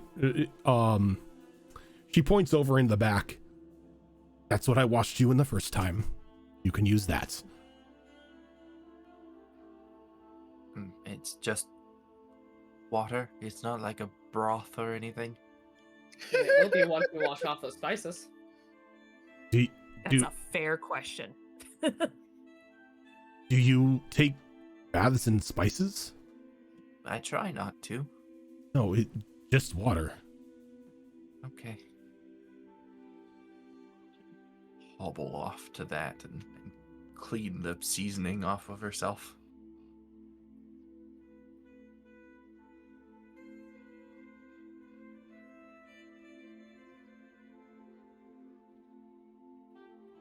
What about the rest of you? Are you having soup? Soup good. Might as well, yes. Appreciate it. She like walks over and she like takes down like multiple different sized bowls and just starts sloshing soup into it and spreading it out onto the table.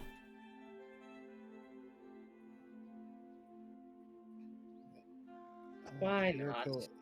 Yuriko will have some soup, but she's going to procrastinate on eating what she has until she sees at least two other people eat the soup and don't die from it. Okay.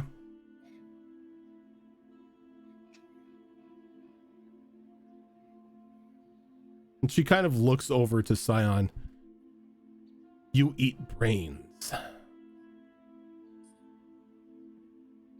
He gives a grunt and nod. I don't have brains on me, but I have brain juice. Brain juice? What the fuck is brain juice? I believe it. I believe it. It walks over and like just takes a cup and pulls off a jar, like top of the jar, and just sloshes it in and seals it back up and brings it over to you and just sets it down. And it's just like a cup full of gray matter. You ate the cobalt, you had to do something with the brain. So it's just this like gray slurry. Yeah, pretty much. So Scion takes it and he has it in his hand. So he's going to pull his helmet off. So when he pulls his helmet off, your helmet's already off. Oh, is it already off? Yeah. Okay, so what Like, you guys see? You're pretty much just like in your small clothes at the moment because she had to get you out of the armor to warm you up. All right. Okay. So I'm not in my true form, am I? You're in your illithid form. Okay, illithid form. Okay, I thought I was in my human formish. No. You were Okay. you were unconscious and, you know, sort of freezing to death, you know. You can't really focus that's on fine. that. That's true. Wait, I thought I was using a ring. Hmm? Is that still a focus? Yeah, it's a focus. It Okay. requires you to be alive for it to happen. Gotcha. Okay, just making sure. Oh yeah, just looks at it and you just start hearing some wonderful slurping sounds. And it's good. It's like I'm never gonna not see Scion as Zoidberg now. Like you don't gain Oh any my god, yes, I'm you don't so gain into you.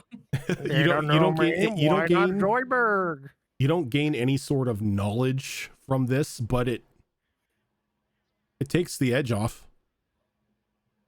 It's food. Sates the hunger. Compliments to the chef.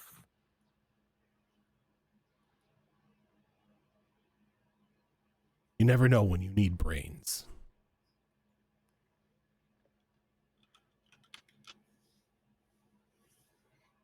Guess nothing went to waste when he cooked the kobold.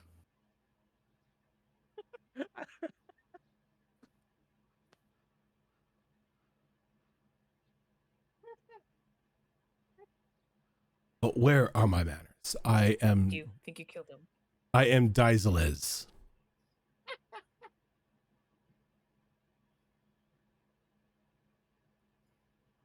Greetings. Thank you for your assistance. To be fair, it wasn't really assistance. I again thought you were all dead and I had enough bodies for the winter. Though when I found you were alive, I couldn't just let you die. Appreciate it. So why are you in the forest, Oh, appreciate it. sleeping in the snow?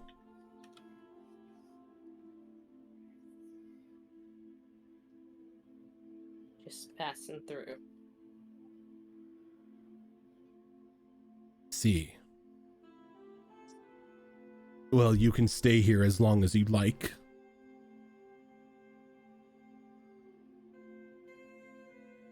appreciate it. Once you're feeling better, you'll be able to leave. I'll give you some resources so you don't starve or anything out there.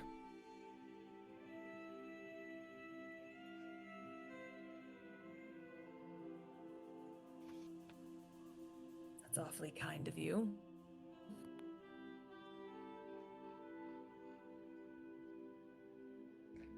More kind than most are.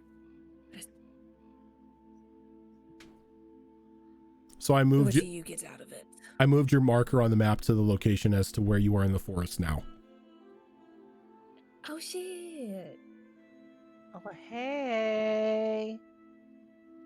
What do I gain out of it? Nothing. If you look at it, I'm losing out on meat and giving you more food. It's just a kindness.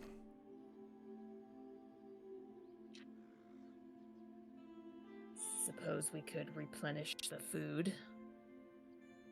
If some of our members are willing. No, that's okay. I prefer to do my own hunting.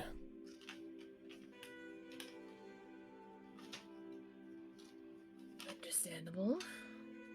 Will not rob you of that joy.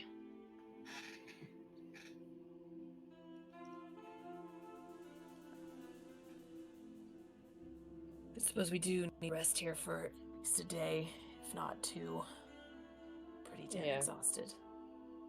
That was a long journey to get where we were. You've been out for about 2 days. I've been making sure none of you have passed on. Ah.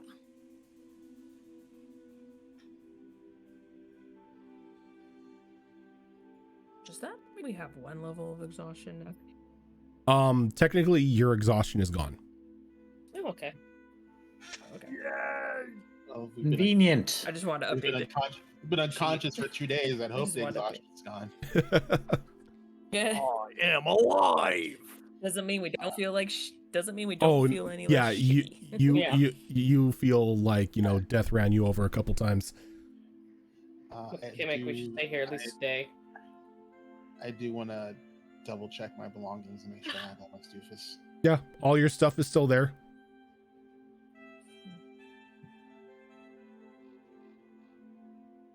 Can HP Well, Fox that like stop ranking up highest points of deaths, please? I Yes. still gotta beat him. That's okay. Listen, man, I'm like trying. I rolled to see if like Mia was even going to be able to be revived, or if like you were going to wake up after the stew had been finished. Oh, Oh, you are so mean. Go on. jeez! Wow. Oh my god! Just wow. I made you Wow. soup. Yeah, I made you soup. Who's in the soup? That person that you were with? This Oh, tastes like chicken. This is Tastes like amazing. I love pheasant. There's This something isn't ostrich, familiar is it? about this. I don't have wings anymore. I'm not a chicken anymore. Wrong character. That's an ostrich. There's a difference. I mean, I had to roll to see. It was either Fair, funny, but fair. I understand it. I just don't like it. what you didn't want everybody to have a bowl full of Mia surprise. But I mean, at that point, it's not my problem. Fair. What's the surprise? It's Mia. Surprise! it's a Mia surprise. And I everybody takes psychic damage. get it. No, fuck you. I think the illithid is resistant. I can't even complain because I petrified one of my players and made the rest of them collect basilisk blood to revive her. So Oh, there you go. That works. But I think as you are eating the stew and recovering from passing out in the middle of the forest and almost, or if in case of Mia, dying of exposure, We are going to go ahead and call it here. It's that time again. Thank you for watching, everyone. So that is going to do it for us that's right. Oh, tonight. God, I didn't realize what time it was. Thank you so much for tuning in. This is not the only show that we do here on this channel. On the upcoming Saturday, schedule is being flipped around a little bit, so we are going to have an episode of Wayward Wanderers, which is our Pathfinder 2 Extinction Curse campaign run by Azarin. Up on our upcoming Monday show, we're gonna have another episode of Tricorn Isles. Tuesday, you're gonna have us back here with another episode of Destiny Forged, and on that upcoming Saturday will be a episode of Withered Wastes, and then we'll get back into the original track next week. But for now, and if you missed any part of this show, or you are a first time watcher here, we have all of our episodes up on our YouTube channel, all of our campaigns, all the previous campaigns, the little mini adventures, the holiday one shots, they're all up there for you to watch and see everybody stumble through everything. And I believe we are not having a show next Monday, right? Yeah, next month. That's right. out. Next Monday, that you are Yeah. correct. We are not having a show because we will have a couple people out. So next Monday will be will probably just be a rerun of Tricorn Isles. But for Who's now, the other person that's out other than Kiara? there was somebody else out. There was. Tacos. I forget. Options. I 'Cause I'm forget out who. Tuesday. I forget who. But there were two people out. I did too. It's also Easter weekend. It's also Easter weekend, yeah. But for now, Yeah, very we true. are gonna head on out. Thank you so much, everyone, for tuning in, and we will catch you later.